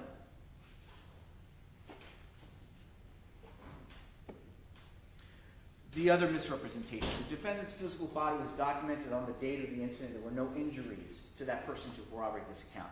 Again, there's injuries, there's visible. The state made arguments about when they occurred and they could have been earlier or they were there previously. What we do know is she had fresh bruising as well. So whether they were there before, there's additional bruising that was not provided to. Objection as to the word fresh. There's no evidence of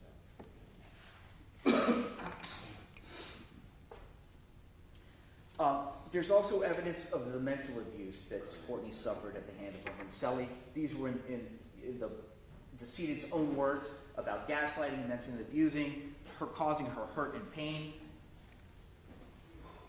Again, these were provided to the court. He's apologizing for his gaslighting. He holds himself responsible, not in his character, blames it on using a lot of blow. Again, evidence of his physical abuse towards her, which goes to the self-defense in this case. Again, we're not going to play the audios. We know Your Honor listened to it, but what's very key to the lead detective's investigation is the statements by the neighbors. These are independent witnesses who saw blood in the elevator, was told, again, this is like, I think, double hearsay, but was told by a resident that Obumseli punched Courtney in the face. That same witness, J.S., observed Courtney trying to climb out of the sunroof of the car as Obumseli was trying to grab her out of the car. Again, evidence of the abusive nature of Obumseli, which goes to self-defense. Again, J.S. looks like she was being abused. He called it like he saw it. You listen to the interview. The neighbor said whenever she was by herself, happy, smiling, would say hi. When Obumseli present, quiet, looked down, didn't have any conversations. Again, evidence of the abuse that she suffered, which Mr. Clenney knew very early on when this relationship got toxic.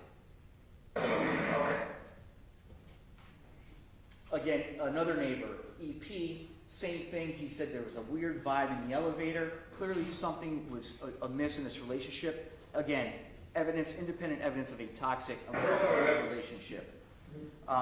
This neighbor also talks about the event in the dog park where Obumseli aggressively grabbed Courtney by the tricep. He was so concerned that he said he stayed watching in case something, quote-unquote, went down. That's the type of relationship she was stuck in. The physical abuse, again, we have the audio of her screaming. Again, this recording was taken by one of the security staff at the One Paraiso. She didn't know anybody's out there. She's recording it. We have Courtney's own words about being kicked in the leg by Obumseli. Again, these are the bruisings that were taken by Miss Clenney after Courtney was taken out of the after being Baker acted. It was a very traumatic experience on April 3rd. The courts reviewed these. A lot of these bruises speak for themselves.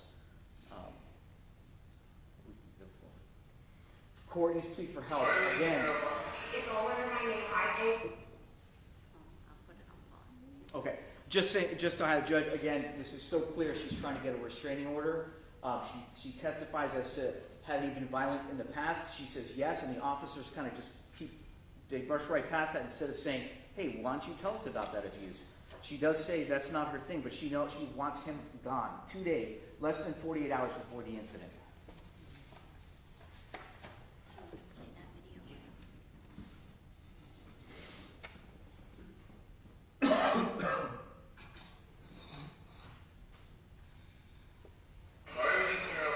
It's all under my name. I pay the whole rent. He has never paid for anything. I'm a friend. He has never paid for a friend. I broke up with him. He said my mom came out. So I told him to break up with him and he said, he slept in my elevator room inside of the building. He slept inside of the couch in my elevator room. Which is stop. Where it's supposed to be. We get down here to the lobby area where our boyfriend comes charging for. Again, what's important, Judge, in that video, I know you've seen it, independent witnesses talking about Obumseli charging at Courtney to the point that they had to intervene, which is consistent, again, with what happened on April 3rd, where she says to the detective, he was charging at me, running at me, coming at me. I could see the whites of his eyes. Not an isolated incident of abuse by Obumseli on Courtney. No problem. Judge, you recall the end of that video, crystal clear. I want a restraining order against Obumseli. Judge, important, again, mischaracterization, misleading by the state in this case. This is the video of the officer in Las Vegas where Courtney gets arrested for domestic abuse by throwing a glass towards Mr. Obumseli that she admitted to the officer. What the state doesn't tell you is at the beginning of the body-worn camera is that this security officer tells him, hey, my people went upstairs and there's clumps of hair on the floor. There was a struggle. And again, Courtney protected Obumseli, didn't say anything until she realized, wait, I'm getting arrested. Officer, I didn't tell you everything that happened. Well, you could, I'll supplement my report, but you're going to jail. That's what happened. Courtney was abused that day by Obumseli. The video, I'm sure Your Honor saw it, the condition of Mr. Obumseli on that video in the morning. And you could see how Courtney's interaction was with the detective. Like that. The state failed to provide Your Honor this information. The female calls while she's calling security. She's basically saying, like, get your hands off me. We get up there. They both at one point commit to physical altercation inside of the room. The room upstairs is possessed. Okay. I think there's an alleged hair pulling of her. Alleged hair pulling. Hair? Oh, hair pulling. Right. The guy is saying that didn't happen. So, I just walked by and he's like thrown up into a trash can, so I have no idea what their deal is. Sounds like they're both thrown. Again, that officer says both people admitted to getting physical. Courtney ends up going to jail for that one. This is the end of the video where she talks about it. I'm not telling you everything. Consider battery of domestic violence and mandatory arrest. Okay, there's a lot that I didn't say because I didn't want him to get in trouble. Again, protecting her abuser so that he doesn't get in trouble. The text messages, the state has tried to make a case about what these text messages show. Again, these are text messages. They're lacking in context, they're lacking in tone, they're lacking in expression. If this is the state's case, it definitely doesn't meet the standard of proof evidence presumption grade, nor substantial likelihood. Again, what's important about these text messages are After there's some discussion about some incidents, what always happens is Courtney says to Obumseli, go ahead and tell them what happened because then I will say what really happened. I'm not afraid. She was not afraid to say what would happen if he called the police. And those are what these text messages show. Clearly, Judge, we're not denying this was a toxic relationship. Mr. Clenney knew it. Miss Clenney knew it. Everybody knew it except for Courtney and Mr. Obumseli. He says, I'm not saying anything because tell them your side and I'll tell them what happened. And he never says anything because he's afraid of the truth because the truth would hurt. The state tries to say that Courtney is acting, I think that what the state's trying to prove by some of the text messages was like, oh, that she's acting in ill will by her use of certain things. Again, these are text messages without context. She mentions, too, without getting into the details, but in her interview, I know Your Honor's looked at it, she talks about Christian, I believe, was holding a knife to himself in the bathroom, he committing self-harm.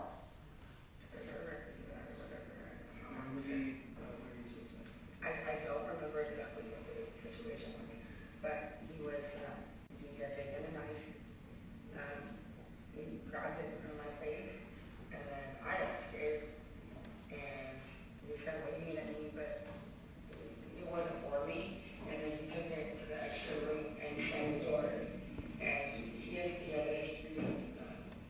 self-harm, so I kind of was like, okay, well, I'm going to chase him. Regardless of what's going on, and I tried to open the door, and he wouldn't open the door, so I got really scared that he was doing something that I couldn't control, so I called cops. And he wasn't very happy with me about that, but I was really scared. And he threatened me many times, but I don't know where he was right then.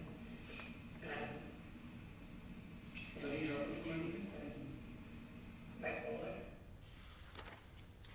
We know, again, the nature of the relationship. It's described by Courtney, and in the context of this, we know that Courtney, when she describes this attack, clearly had no other choice but to defend herself. She talks about seeing the whites of his eyes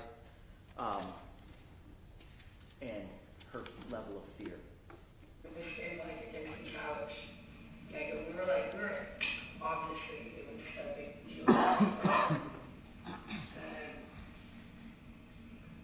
So this kind of like going like the door and someone would take over and like we were standing by the couch, just before the kitchen, I was in the kitchen.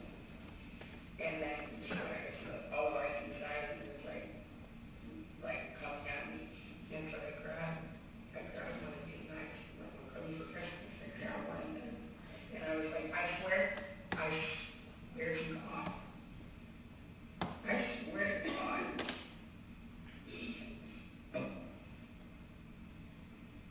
It was just like, I was like, don't come any closer to me.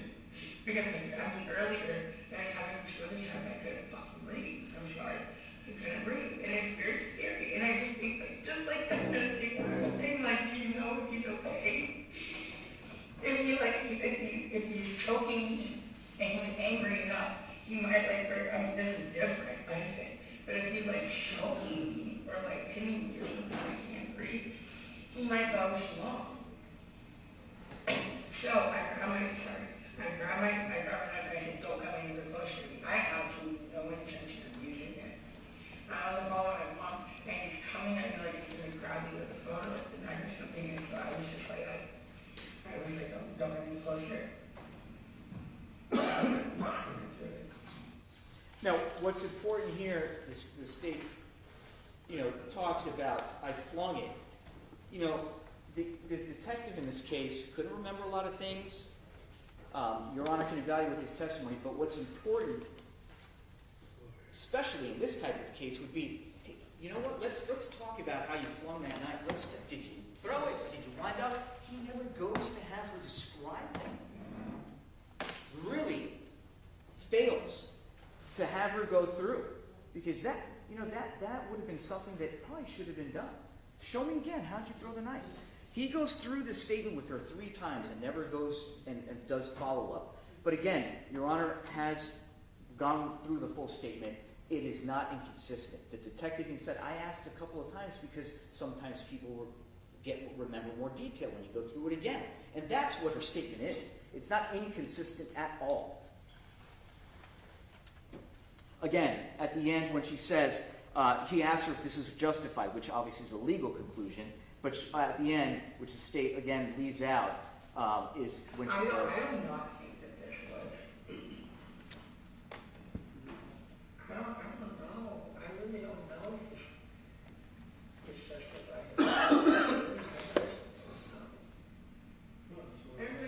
Because I knew I was scared, but I really don't know.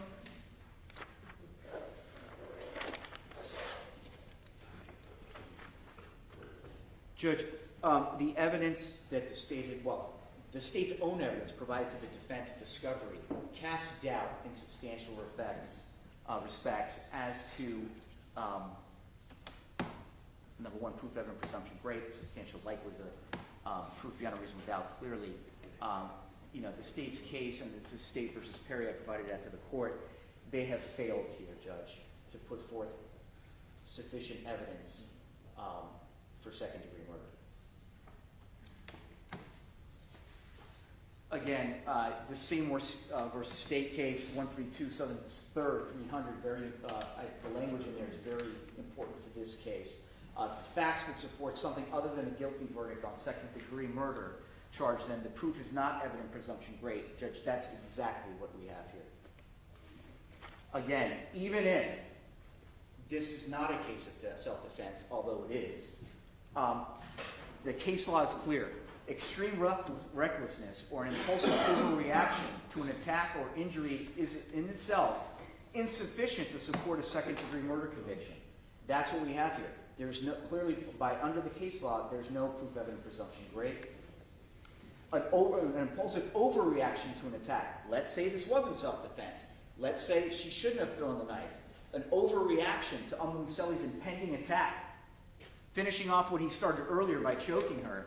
An impulsive overreaction to an attack or injury is insufficient to prove what's an essential element of second-degree murder. It's insufficient to prove ill will, hatred, or spite. And it is well supported by case law by all the district courts in this state. Again, even if her conduct is reckless, let's assume again she wasn't defending her life that night, which she was. Extreme reckless behavior in itself is not enough to infer malice. Again, no ill will, hatred, spite, or evil intent. Well supported by case law, the state has failed to present sufficient evidence for second-degree murder in this case. Again, even if we're talking about a jury, which that would only be beyond a reasonable doubt standard, and they were to reject this self-defense, and again, impulsive overreaction to such an attack does not warrant a conviction for manslaughter. Warrants a conviction for manslaughter, not second-degree murder.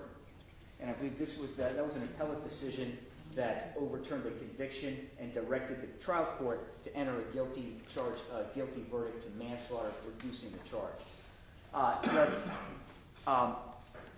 There was a lot to do yesterday, and I know the court asked for some clarification about the timing of these phone calls. The defense went back through this last night and dissected the cell phone records in great detail, in combination with the reports that we supplemented, Your Honor, today. Now, this is very, very important, Judge. This is the cutout section, okay, from the state's own funded records, the cell phone records from Courtney's phone. And what we have here are the two phone calls at the top to Mom, which, by the way, in Mom's statement to the detective, I'll get to that in a minute. These are the first two phone calls. This is the time of those phone calls. Okay? The first call to Courtney to her mother, the top one, is at 4:43 p.m. That call lasts 393 seconds converted to minutes, 6 minutes, 30 seconds. If you add that to the call start time, that brings you to 4:49. That's Miami time. I converted this number to Miami. So, what do we know? The second phone call starts at 4:49. So that's a hang up and a redial immediately. So there are two phone calls, which, by the way, Ms. Clenney told that to the lead detective in her interview. So we have those two phone calls. Now we know that, so that takes us, if you add that, 430 seconds, the second phone call, that brings us to at least 456, possibly 457, because it only has the start time in minutes. So we don't know the seconds. So for example, this start time of 2043, which is at 4:43, could have been 20:43 and 59 seconds. So there is some type of gap here that we don't know. But what we do know, when you add the amount of seconds, you get to simultaneous consecutive phone calls being placed by Courtney to her mother. Now, what we know is, based on the report by the security staff at One Paraiso, at approximately 4:50 p.m., this security, the front desk person, who's Marvin Durant, the front desk personnel, right, calls security, who's Miss Ormeal, okay, who writes this report. Mr. Durant called the police at 4:44, while myself, Miss Ormeal, and Danny, another person that works here, went up to the unit. They knocked several times. No one answers the door, but we could hear them yelling and screaming at each other. So, we know at 4:50, and however long it took them to get upstairs, Mr. Obumseli is still arguing with Courtney. Then we have Miss Orville state, but we could hear them yelling and screaming at each other. I then dispatched the front desk to call the unit.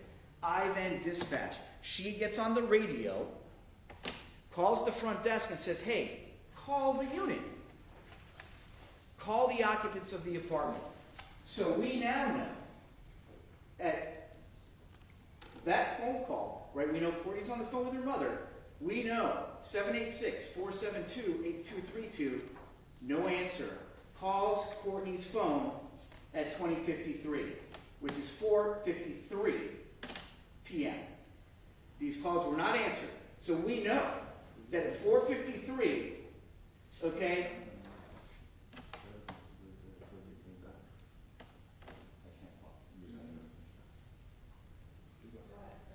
so what we know, Judge, at 4:53 is when that call to the front desk is made by security who's standing outside the door. So we do know at 4:53 p.m. they're still arguing. So at 4:58 p.m. they both decided to go back to the unit in which Courtney Clenney finally opened the door. I'll just let you guys talk. I can't hear. You let me know when you guys are done. Thank you, Judge. At 4:58, they go back up to the unit. And what do we know? Based on the phone call to 911, at 4:57, Courtney called 911. So, we believe the evidence shows that Courtney called 911 immediately after the incident. But, with certainty, based on these objective records by independent witnesses and phone records, what we do know is that the incident had to have occurred between 4:53 p.m. and 4:57 p.m. when she called 911. The state tries to insinuate that this occurred during the first call to Courtney's mother and that she let him bleed out. And that's contrary to the state's own evidence, Judge. There's a 3-minute window here or 4-minute window here at best. At best, in the light most favorable to the state. And it's irresponsible to say otherwise. So we're within the unit 2201. We knock on the door, nobody answered the door. We didn't hear nothing. So they were talking. Once we're knocking at the door, they stopped. We don't hear nothing. They were talking. They were like cursing, like verbal talking. So I said, okay. So that is the verbal statement that corroborates her written report that she made to the lead detective in this case, talking about when things occurred and that she could hear them arguing, and then when the knock came, they stopped. And that's when she called the front desk, dispatched the front desk to make those calls, which show up on the phone records. Yeah, once we're knocking at the door, Everyone's covered. No one wants to leave. Like everything was fine. Okay. And then I said, Danny, so he's like, you have to open the door. Okay. We went and checked on the next door at 22. This is 2201 happened. So we went on the 2202 Okay. to ask them question. They did not answer the door. So I'm like, can you, I radio called the front desk to call 2202 to ask them question. 2202 did not respond. So I'm like, okay, Danny, this time let's go back to the unit. At the time, our paramedic is on the way. So let's just go, let's just go back to the unit to make sure they're all right. So when we went back, that's when she walked to me, the lady, a white lady, she walked to me fully with blood. She was like, help, I need help. And then I'm like, what happened, everything's up.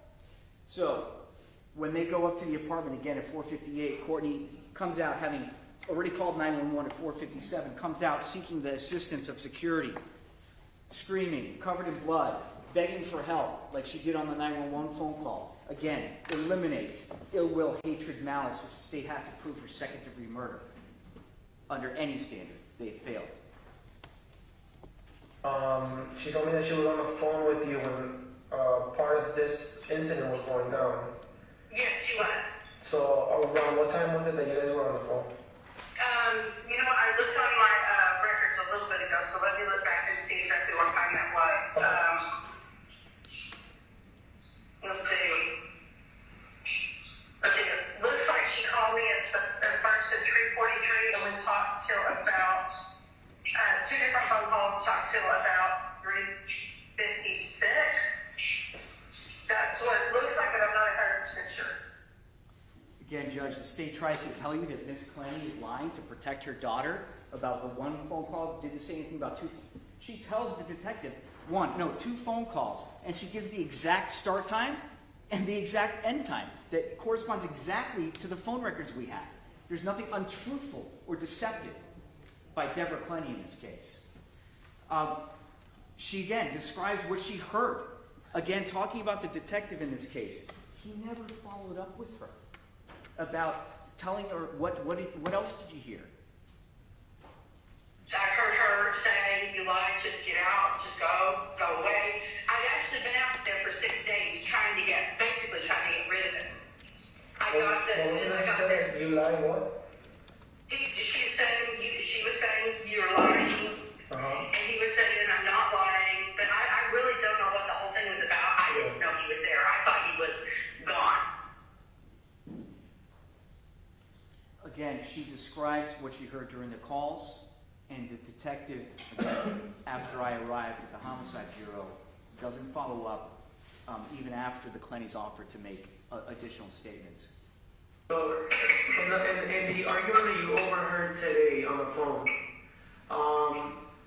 how was he? Did he sound aggressive, or was it just like a regular, like normal volume voice? Or? He was screaming at her. Yeah. Because I told her to tell him to stop screaming. Yeah.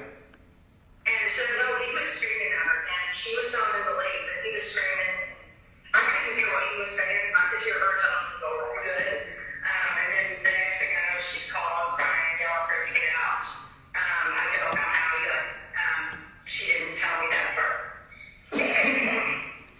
Okay. She was yelling for me to get out. She was yelling me live, and he was yelling at her back, and actually even screaming because I thought that security. I didn't think police security was going to get called from the yelling, and the dogs were barking as they do when Christian started.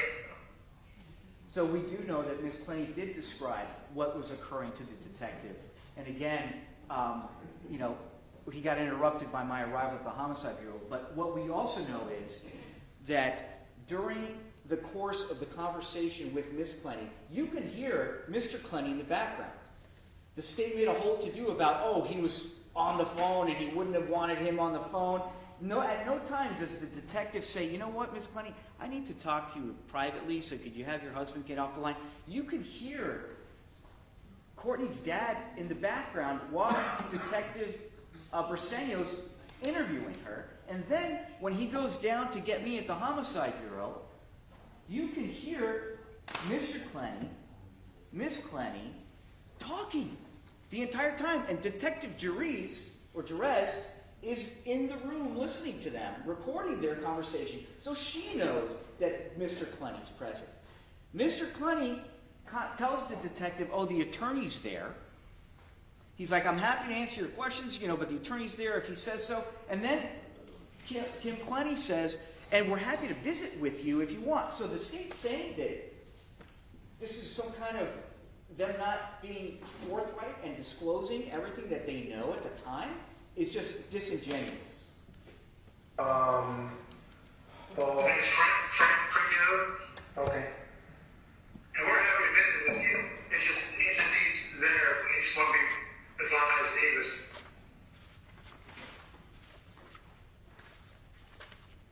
Again, what I said earlier, you can hear them talking. You can play that clip. So pretty much just to catch up, Mr. What's your name? Prieto. Pretty much she called you around approximately 3:43 to like 3:56 p.m. From your calls. And pretty much you overheard him and her talking. You lied, and he was arguing back. I'm not lying. Actually, the main thing she was saying was get out, leave, go away. That was actually, she did say you lied, but the main thing she's really trying to say is get out of here, go away. Yeah. And you would not leave. And that's exactly, this is Kim Clenney, her father. That's exactly the same. Now, what's important here is, obviously, Mr. Clenney gets on the call and starts talking. And when Your Honor listens to the statement in its entirety, Detective Briseño never goes back to asking more follow-ups. At that point, he terminates the interview. And so he knew Kim Clenney was there. They knew that. And for the state to mischaracterize this evidence, again, disingenuous. Now, Judge, I said, at best, if we look at the facts of this case in the light most favorable to the state, at best, this is a manslaughter charge. This is a self-defense case. Courtney was in a struggle for her life. But if that, if you take that out of the equation, at best, this is manslaughter, which is a bondable offense, which has a $25,000 scheduled bond actually assigned to it. To prove manslaughter, the state would have to prove Mr. Obumseli's dead. Courtney intentionally committed an act or act that caused the death of Obumseli, which would be the throwing of the knife. Clenney intentionally procured the act that caused the death, or the death was caused by culpable negligence of Clenney. At best, in the light most favorable to the state, again, the standard for an Arthur, but even under pretrial detention, at best, this is a manslaughter case, which is a bondable offense, which is why this court should grant a bond. The Menini case is very, I think, I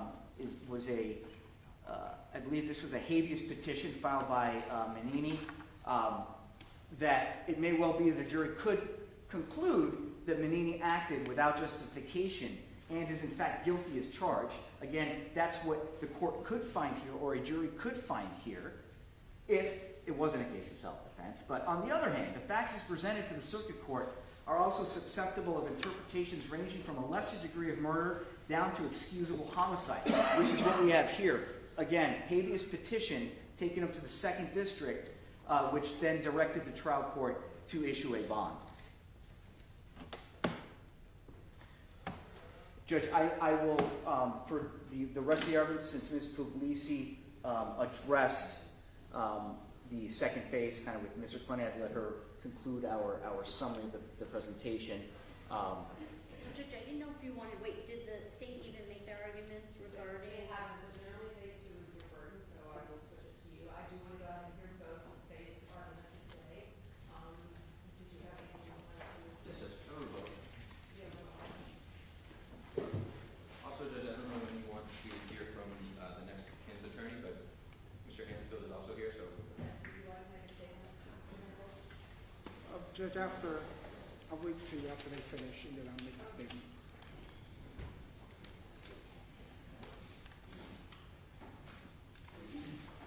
defense brings up this idea of no ill will, but the reality is ill will and all that case law really talks and points to the desire to injure. And that's exactly what we have here. We have this situation where defense wants to bring up this self-defense and this idea, and they bring up the mother's statement, the timeline of the 911, but there are facts that they're misleading this court. For one, when they talk about the 911, when they talk about the 911 calls and the call log in general, when they say NA means not answered, that's not actually true. Because Your Honor has a key, and that's specifically going to talk to the connection type. It has nothing to do with whether someone answered. Actually, the amount of time that shows up. So if a call goes for longer than 5 seconds, the call was answered. There's multiple calls on there that are less than that, that go up to 18 seconds. 18 seconds is going to mean that she answered that call. And so that's exactly what that is. So when defense tells you NA says not answered, that's incorrect. When we talk about the 911 call, when we talk about the timing, if Your Honor wants to take the mother's statement as true about her being on the phone until 4:56, and then Miss Clenney calling at 4:57, what that means is she's on the phone while the stabbing occurs. And what that means is she did not give that information to the detective. So she's misleading this court, she is misleading the detective in whether or not the information she knows is true or not. In regards to that statement specifically, there's a number of different things that are important, Judge. And that would be that what she didn't do and what Miss Clenney didn't do. So she tells this court, or she tells in the statement that the defendant's telling the victim to get out, that he lied, to leave and go away. But what that would also indicate is that the defendant never told her mother that she was grabbed by the neck, that she was slammed on the ground. Because as a mother, the first thing you're going to do when a detective tells you what happened, what did you hear, is my daughter was being beaten up, abused. Didn't happen. Why? Because the defendant never told her mother that.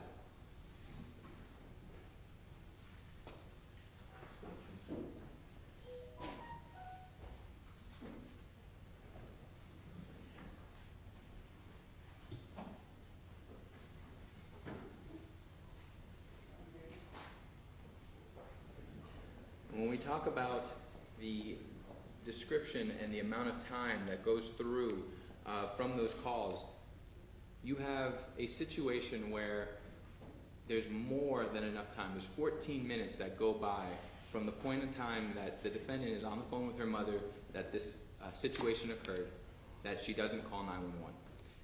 Not only that, but based on her own statement, she would have been on the call for this occurrence. She doesn't call 911, which is another indication that the mother is also trying to support her daughter and defend her daughter in this situation.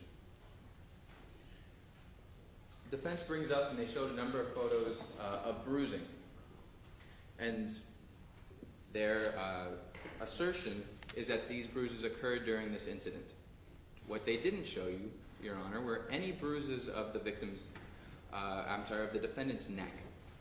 Because if the defendant was held by her neck to the point that she could not breathe, that she was then put on the ground and held on the ground by her neck, there would also be bruises of that. And yet, none of those are before Your Honor because they don't exist.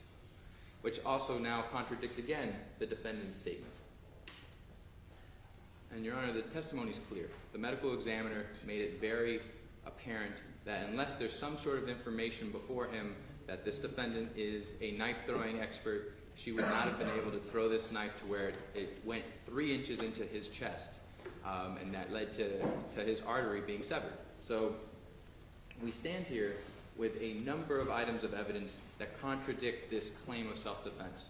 That and the fact of her history of showing that she is the aggressive one in this relationship. Self-proclaimed. In her own statement, she says she's the aggressive one in her relationship.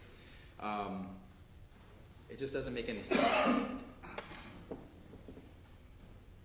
There's no way that she would have been able to throw this knife and have it land into his chest to the point of the depth that it did, and with the amount of force to break through the skin. And there's no evidence that contradicts what the medical examiner has come here and said before, Your Honor. So, Judge, at the end of the day, the defendant is caught up with her back up against the wall. She has a situation where she has acted out as she's shown consistent with the nature of the relationship. She stabbed the victim. He's dying. He's bleeding. She doesn't know what to do. She's on the phone with her mother trying to figure out what to do. And that's consistently shown that she's trying to plan and figure out what to do. Finally, she calls 911. And at that point in time, when she's brought down to the police department, the mother's text messages indicate to her and allege self-defense. And innocent people are found guilty all the time. You don't text that unless you know what happened in that room, unless you heard what happened, unless your daughter told you he's been stabbed, that I stabbed him. That's why you bring up self-defense. She doesn't mention any of that, though, when the detective is there. And so that's the reality, is she's hoping that her daughter still has her phone so that she's going to hear that, see that, and not give the statement that you put before Your Honor that doesn't make sense. So, Your Honor, we've brought forward the evidence that we have. We've shown that she is inconsistent with her story. She's been contradicted by numerous witnesses, including her own mother. That the bruises that defense has brought to you, they don't make sense. So, at this point in time, Judge, there's no other reason to know what happened in that room other than that this is the defendant acting out and consistent with what she's done in the past. That she didn't like something that Mr. Obumseli did, and from the victim's mother's own words, lying. She wanted him out, and when he was trying to defend himself, to have some conversation with her, she stabbed him. So we're here, Judge, because the defendant has committed a second-degree murder. She stabbed him. The victim is dead. She's shown ill will, hatred, and spite, and as a result of her actions, it's not a justified killing. So, at this point, Judge, we believe we have met our burden, not only for Arthur, but also under pretrial detention. Thank you. Defense, and again, Mr. Hanfield, since you're not one of the parties to the case, I will definitely allow you to give a statement. It doesn't have any evidentiary value, but I know that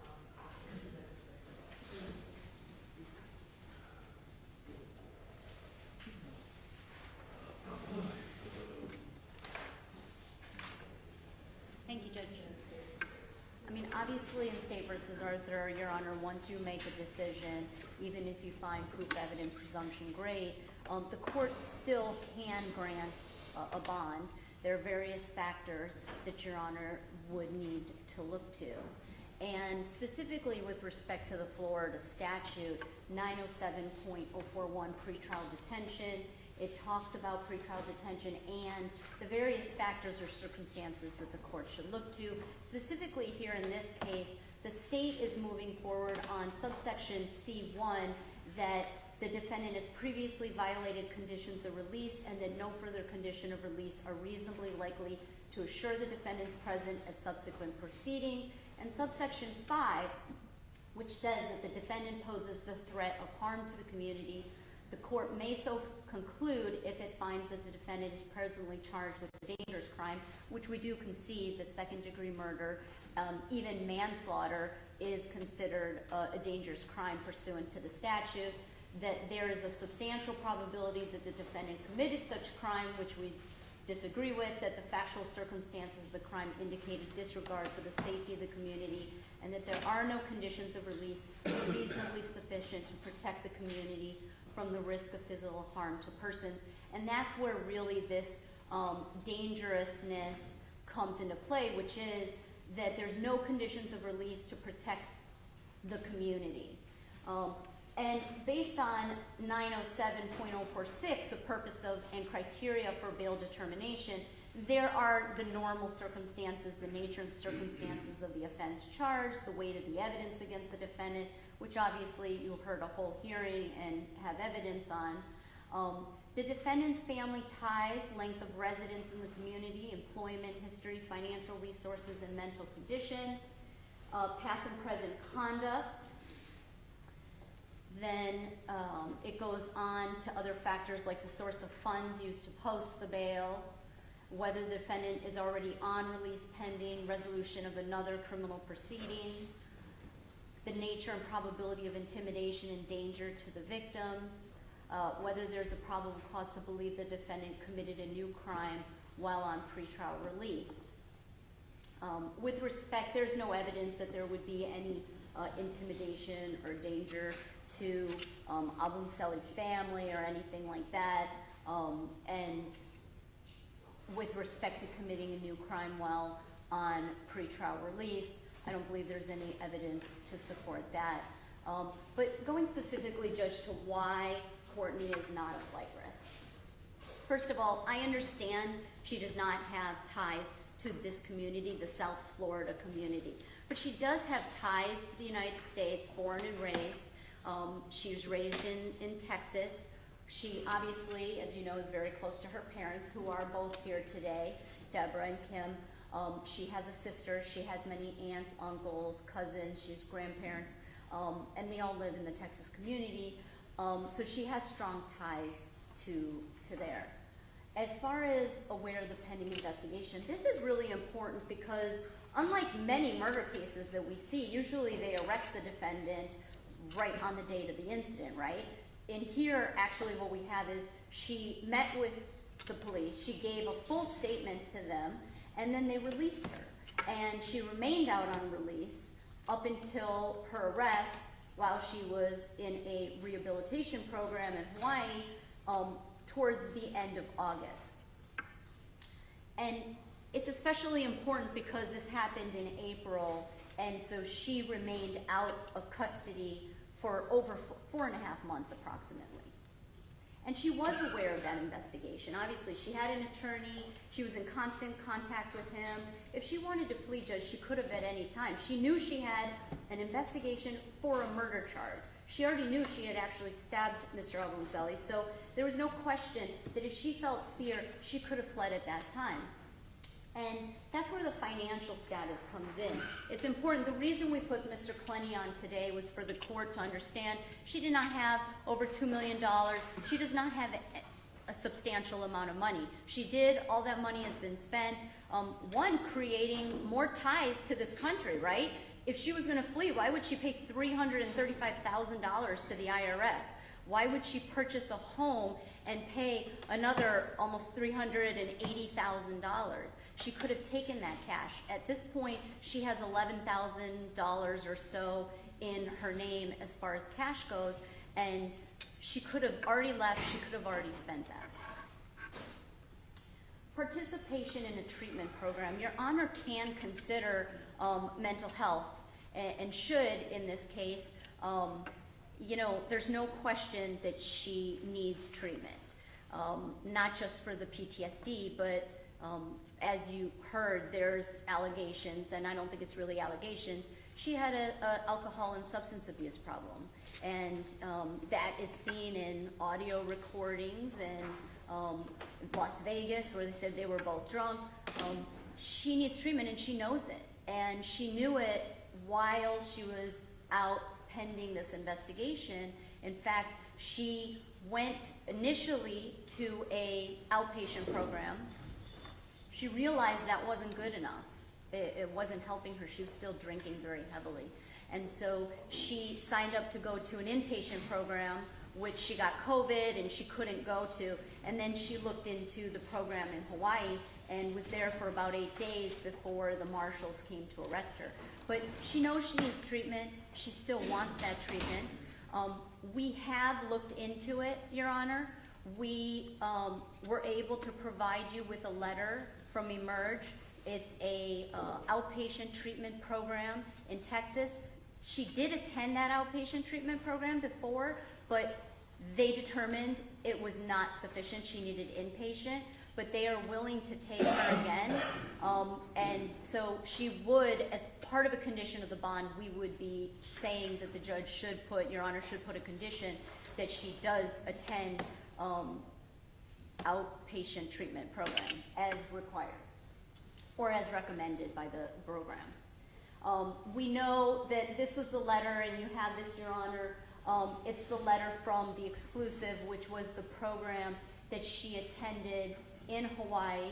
And what we know is that during that time while she was there, she was diagnosed with PTSD, alcohol use disorder severe, and cocaine use disorder severe. But despite all that, she was making great progress before she was removed by the U.S. Marshals. There's no question of her following rules or regulations. She's done it before, and she will continue to do so again. Obviously, I think the DUI warrant, we have to discuss it. It's probably the most important thing, because Your Honor should consider whether somebody is not somebody who can appear in court. And whether they have failed to appear in court before is something that you need to look to. And in this case, she does have a warrant out of Texas for a DUI. Now, that is not because she failed to appear, though, honestly, Judge. What happened, as you saw from the affidavit we provided from her attorney in Texas, Mr. Anthus, is that she actually did appear in court on the day she was going to take a plea. And unfortunately, she was under the influence at that time. And the attorney advised her that you cannot take a knowingly and voluntarily plea when you're under the influence. The judge will take you into custody. What you really need is an inpatient program. It was her decision to leave, which she did. A warrant was issued. But immediately following that, Judge, she did go to find a treatment program. Throughout the entire representation of Ms. Clenney, and Mr. Anthus also represented her in 2015 for her other DUI, which are the only two cases that she has criminal history for, where she has convictions. And back then also, she maintained constant contact. One of the things the state talks about is her fleeing. They use that word in their pleadings, that she fled the jurisdiction. First of all, she did not flee Miami. She has really no ties here, right? She moved here with Obumseli, but she has no family here. So after the incident on April 3rd, she was not going to remain here by herself. She went back to Austin, Texas to be near her family. That's not fleeing. She was in contact with her attorney, who was also in contact with the state attorney's office, and they were aware that she was in Texas. She likewise did not flee the jurisdiction in Texas to go to any of these, to California or Las Vegas. There are no court orders that precluded her from traveling. The state has not provided any court orders. They just say that she left without order, but there's no order that says that she was required to do so. And in both of these cases, he said it was not a violation of Ms. Clenney's bond for her to leave the jurisdiction. Now, one thing I just want to advise the court is she has been offered a plea by the state attorney's office in Texas. It is a plea to time served on that misdemeanor DUI case. She signed the plea and abstention documents the other day when we were in court here on Tuesday. She has court there on November 28th. At that time, the warrant will be vacated and the plea will be entered, and that case will be closed. Courtney is not a danger to the community. Type of crime alone is not a reason to deny the bond. And again, the state puts in various cases, but as Your Honor knows, they were dismissed. The two convictions she has are for DUIs, and we agree she needs treatment, and sending her to a program requiring that will ensure that she does not drink, and that can also be a condition that she does not drink throughout the bond. We know this was a tumultuous relationship, but this was a relationship between two individuals. Your Honor has to look to see if she'd be a danger or harm to the safety of the community. There's no evidence that she would be a danger. If released, she'd be a danger to the rest of the community. This is really a one, it was based on a one relationship, and that's it. And the length of delay to the charge is very important, Judge, because it's tough for the state to say that she's such a danger and harm to the community when they let her remain on a bond pending investigation for 4.5 months. And I know it's easy to say, well, their investigation wasn't complete. Maybe they can say that. But the medical examiner had his opinion already. And he said it wasn't self-defense. And that was concluded back in May. And if somebody is truly dangerous, you don't leave them out on the streets. You put that case to the top of the pile and you work on it and you get it done. You don't leave that person out. They could not have felt that she was that much of a danger if she's been out for 4.5 months. There are conditions of release that could reasonably sufficient to protect the community in this case. A monetary bond, her parents would be the one that would be paying this bond judge. We have a bondsman, Mr. Valunza from 305 Bail Bonds is here, and he has spoken to the parents. He has an understanding of collateral and everything that would be involved, and he is willing to accept the bond in this case. Home confinement with GPS monitoring, we do think that that would be the best way for the court to ensure with permission to attend program. She should only be at home, going to treatment, and going back home. Judge, because we're asking that she be released and be allowed to return to do house arrest with her parents at their home, we understand. I spoke to house arrest, home confinement here in Miami, and they can only be monitoring cases in the Southern District. And so I found a private program. It's called EPS Monitoring Company, and what they do is they use the same kind of GPS trackers that other programs do. It is a program that the defense would have to pay the costs of that supervision, but it is similar to what we have. It's a GPS, it's a bracelet, it goes on your ankle, and they monitor everywhere they go. What they advised is they get told what the court wants. So if the court says she's only allowed to be gone from her home from such and such time to such and such time for her program, that's what they will do. They will also, law enforcement and judges can have individualized scheduled updates on the offender status. They can give you weekly updates, Judge, if you'd like, on what she's doing. They can give it to the state. What they said was that if she violates, if the court wants, the court would be the first one to know, but they keep track of all of that. So, Judge, just in conclusion, I want to say that there's no question this was a very toxic, tumultuous relationship.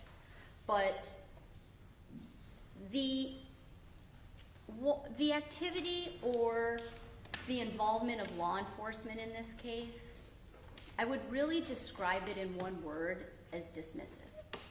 Because she gave a statement on April 3rd, and what we know is that she had visible markings on her body.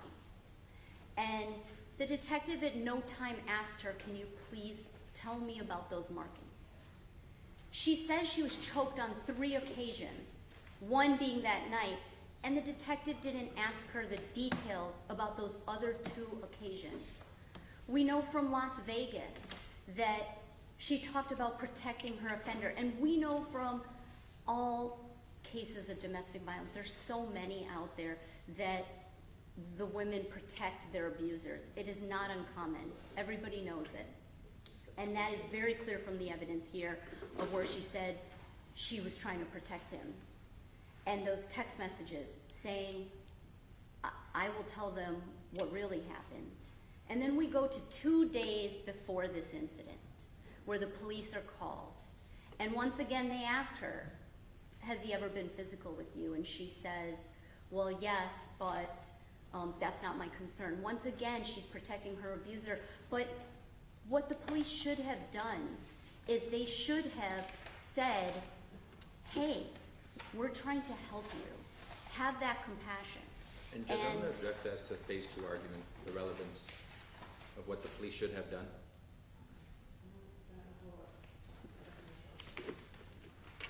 They didn't do that, and you know what, Judge? We could see her fear in that video when she asks for help. And she was so brave that she told the police that day that she was scared of him. But like so many people, she took him back the very next day, and this is what we see, what she tells the police in her statement. So it was definitely 2 nights ago. He explained the whole thing, and I was like, okay, you know what, let's agree. We will never touch each other again out of anger, and you will never gaslight me again. And those were the 2 main things, and this was very late at night, so the last couple of days have been, he was just great. He was happy to be back in the apartment. I was happy to have him back at the apartment because I missed him, and because been waking up telling me good morning, I love you, touching me like, it's just, I felt very, very loved when I woke up this morning before. I am so heartbroken. It's just like, why? Because he did not keep his promise, and she had to defend herself. And so, Judge, we are asking, not only from phase 1 that the state has not met its burden, but now in phase 2, we would say that there absolutely is no evidence that she would be a harm to the community, and that there are reasonable conditions of bond that could be set.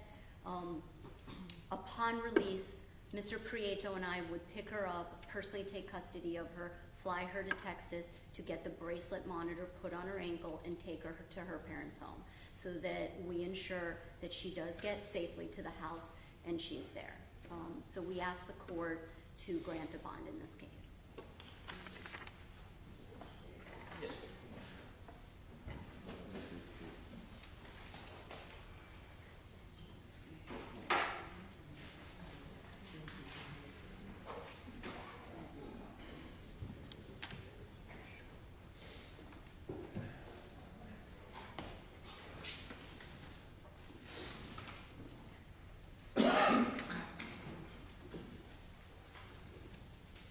So, Judge, the question is whether she's a flight risk and a danger to the community.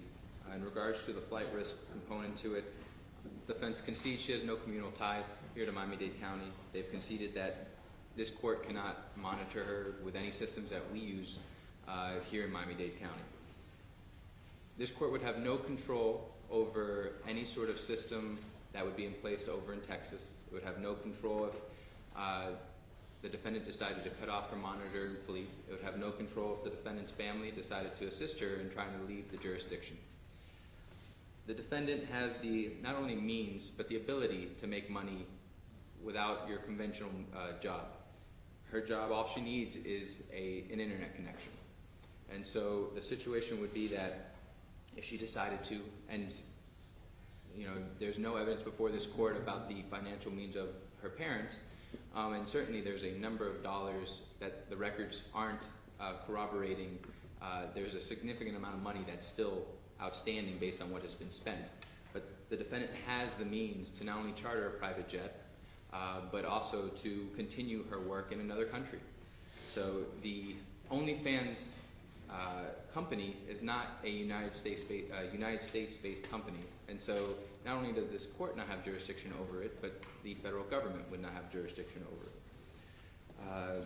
In regards to violating her release conditions, she's violated not only in Texas, but also the Vegas arrests. So she has not only a 2015 DUI Texas arrest, she then has the disorderly intoxication and paraphernalia possession at a California arrest.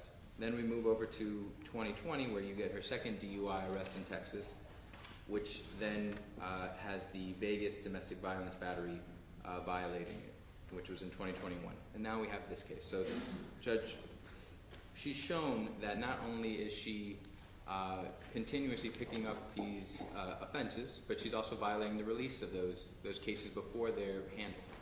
The defense came up here and has told you, they've gone through the process of trying to close out those matters, but that doesn't change the fact that there's a current warrant for her arrest for skipping town and taking years to try and handle that DUI out of Texas.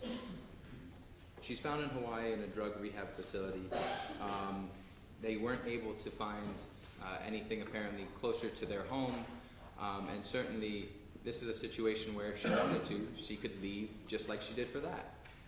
They talk about the fact that this was a long investigation. And Your Honor should take no credence to that argument. The reality is, investigations take time. Has nothing to do as to her flight risk or her danger to the community, but what does matter to the danger of the community are prior incidents of domestic violence, including the one that was entered into evidence today, where she was a child that involved her mother and her sister.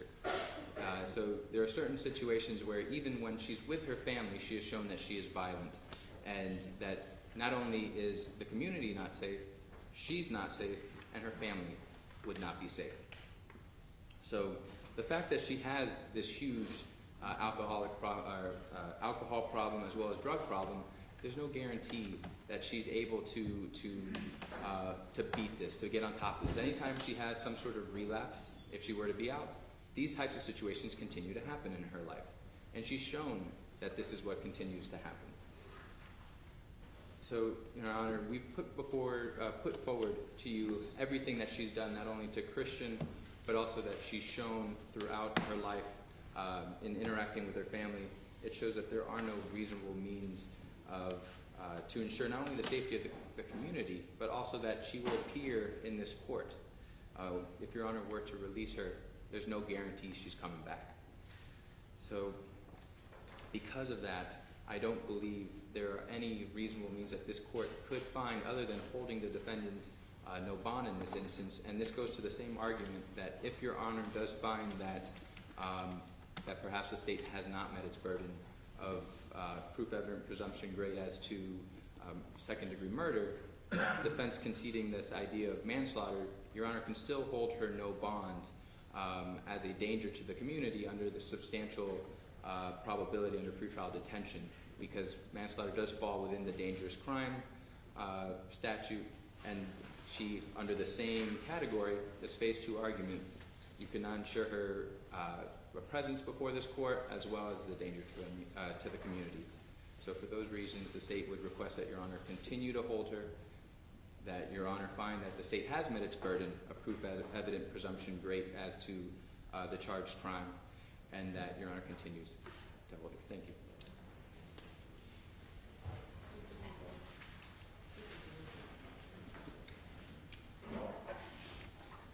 May it please the court.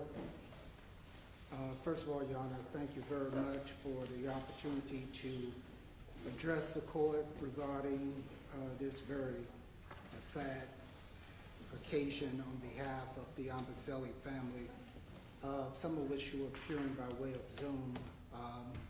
We're having to relive this nightmare. Their life was shaken on April 3rd. The reason why this case has received not only national attention but worldwide attention is because no family should have to go through what the Obumseli family went through. And let me walk you through so that you can understand how devastated they are even today. They first learned of Obumseli, who they affectionately known as Toby. Christian, his death, when they got a telephone call from someone requesting permission to donate his organs. They immediately thought it was a joke, unaware of what had happened, flew to Miami. They had met the defendant once, didn't know that much about her. Christian and the defendant had moved to Miami only January of this year.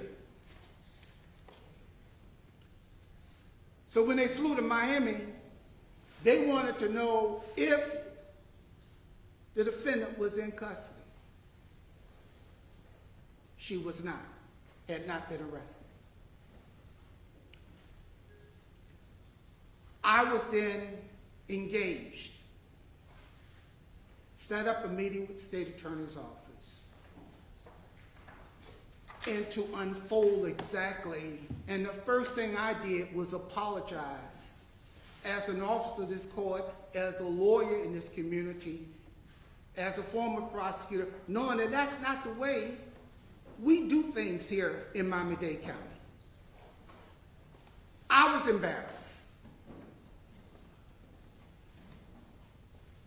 And then they learned the tragic news as to what took place. I believe, unfortunately in this case, we too often assume, because we know about females being in an abusive relation, but we don't realize that men also find themselves in abusive relations. Mr. Obumseli is dead today because of the toxic relationship and that he was in denial of being physically abused as well as mentally abused. Let me give an example, just what I mean by the physical and mental abuse that he endured as it relates to this case. He was referred often as the N-word. That still didn't stop him because of the love he had for her. The story that is being painted is that the defendant was the victim of violence, mental. But listen to her words as presented in the record on behalf of the defendant. Come here, let me slap you. Those are the words from the defendant to Mr. Obumseli. Is that the language of someone who's afraid for their life? Someone who's a victim of abuse? Absolutely not. That is the language of someone who is controlling. Let's look at other words. I hope you enjoy your stay in the hospital. That was just one of the second times that she had used physical force, where he had to go to the hospital. And how do we know that he was the victim of abusive relation? When he went to the hospital, he didn't tell him who was responsible for why he was at the hospital, even though he was cut up in his face. Your Honor, I'm just going to object. Mr. Hanfield is an amazing attorney. We all know his reputation in the community, but he's here in the role of a victim advocate. He's not here to comment on the strength of the evidence, the strength of the state's case. That's a legal argument that the state attorney had an opportunity to address. And he's talking about the weight of evidence and what the evidence shows, which I think is improper. With all due respect, I respect Mr. Hanfield greatly. I went against him when I was a prosecutor, and he tooled me around the courtroom several times, but I think it's improper, Judge, so I'd object. Obviously, knowing that Mr. Hanfield was saying has any evidentiary value, because I can't weigh it when it comes to either the state's burden or the defense's burden.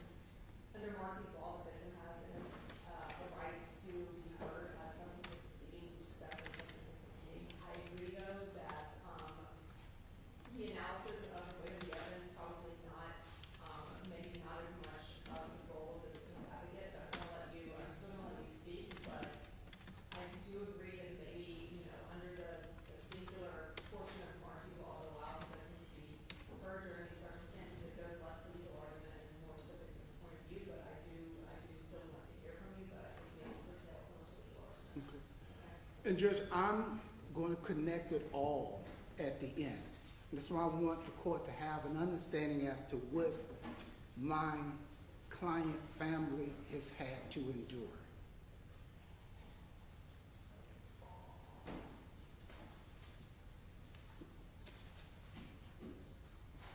They believe that she should not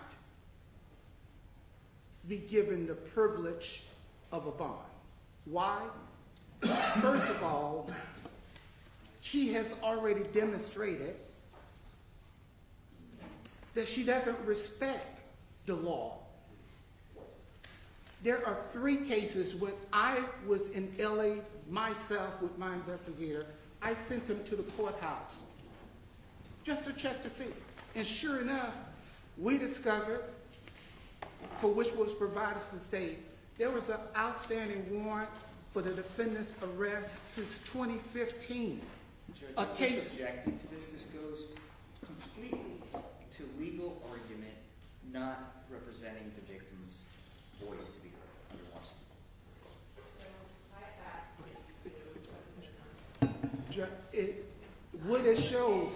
What it shows, Judge, is this. If I imagine for one moment that it was Mr. Obumseli, the defendant, and God forbid, Ms. Courtney Clenney, the deceased, it is no way in heaven's name I can even imagine any circumstances where a judge would have released him.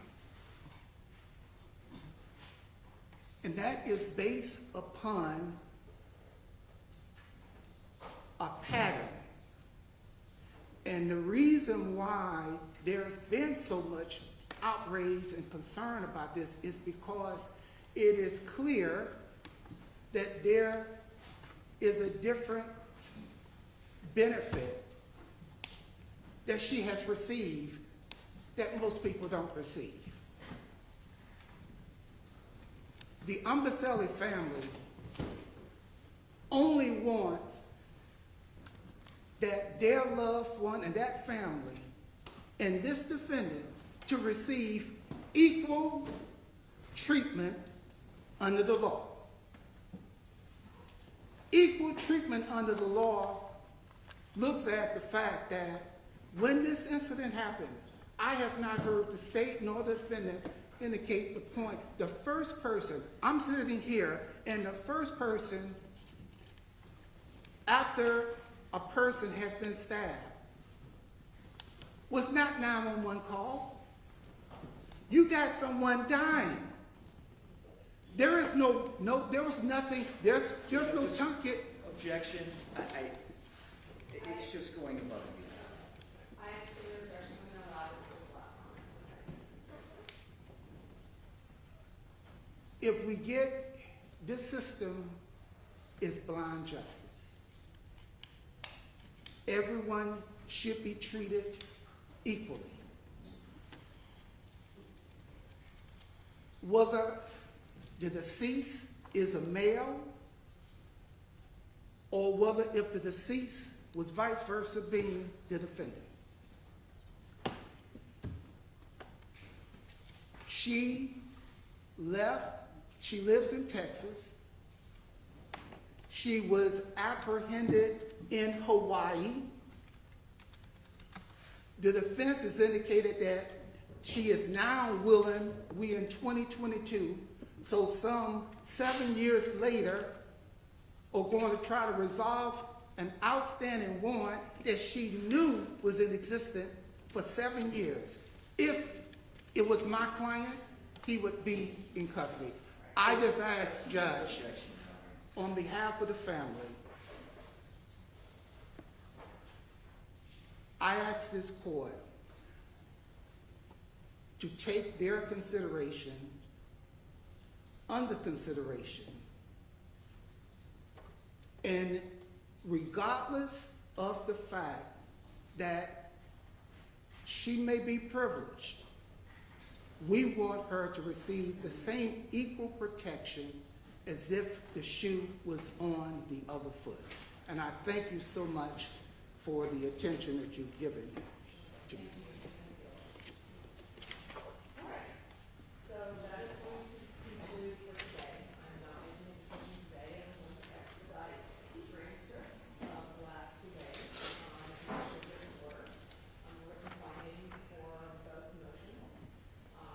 And hopefully we can get the transcripts soon, but no decision is going to be made prior to Thanksgiving. So I know that might have been a timing of this. That's not going to happen. But I will reset this in 3 weeks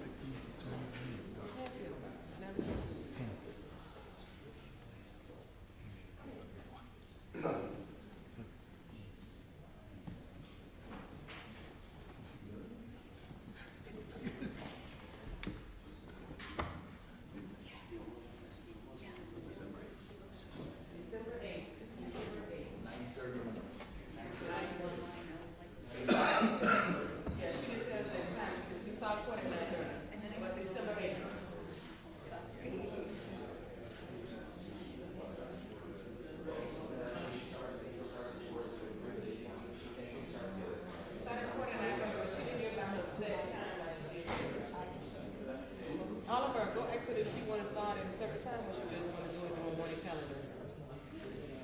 The 8th. Yeah, I said she want a certain time, but then tell her about the morning calendar.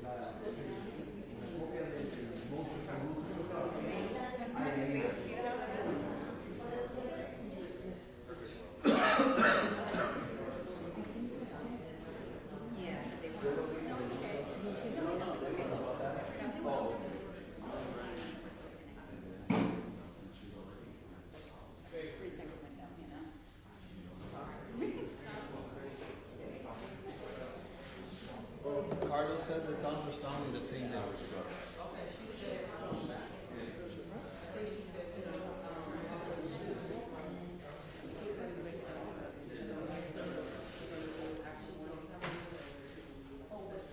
It's on for sounding that day anyway. It's gonna be at 9:30.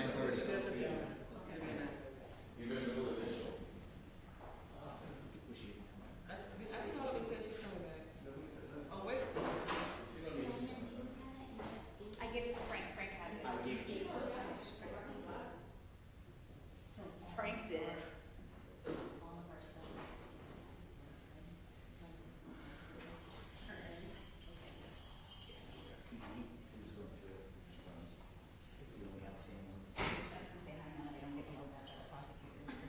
Thinking that you're not an attorney. Yeah, it's gonna be at 9:30. Well, it's already printing for someone. You want to roll? Rolls? You got my hand signals now, so it's fine. Take care.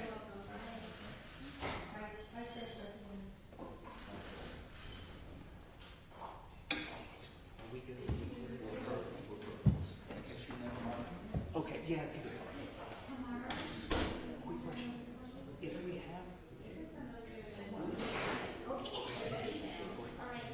We have multiple electronic exhibits, do you prefer them on separate USBs?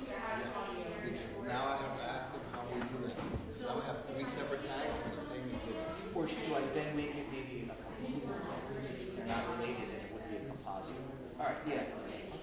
For that kind of stuff, we can just buy a bunch of like small tubes. Like ones, the cheapy ones? Yeah, and then, alright, cool, good to know. Alright. I mean, that makes it easier to wait. I've never had it where I have 3 tags on the same. I know, and now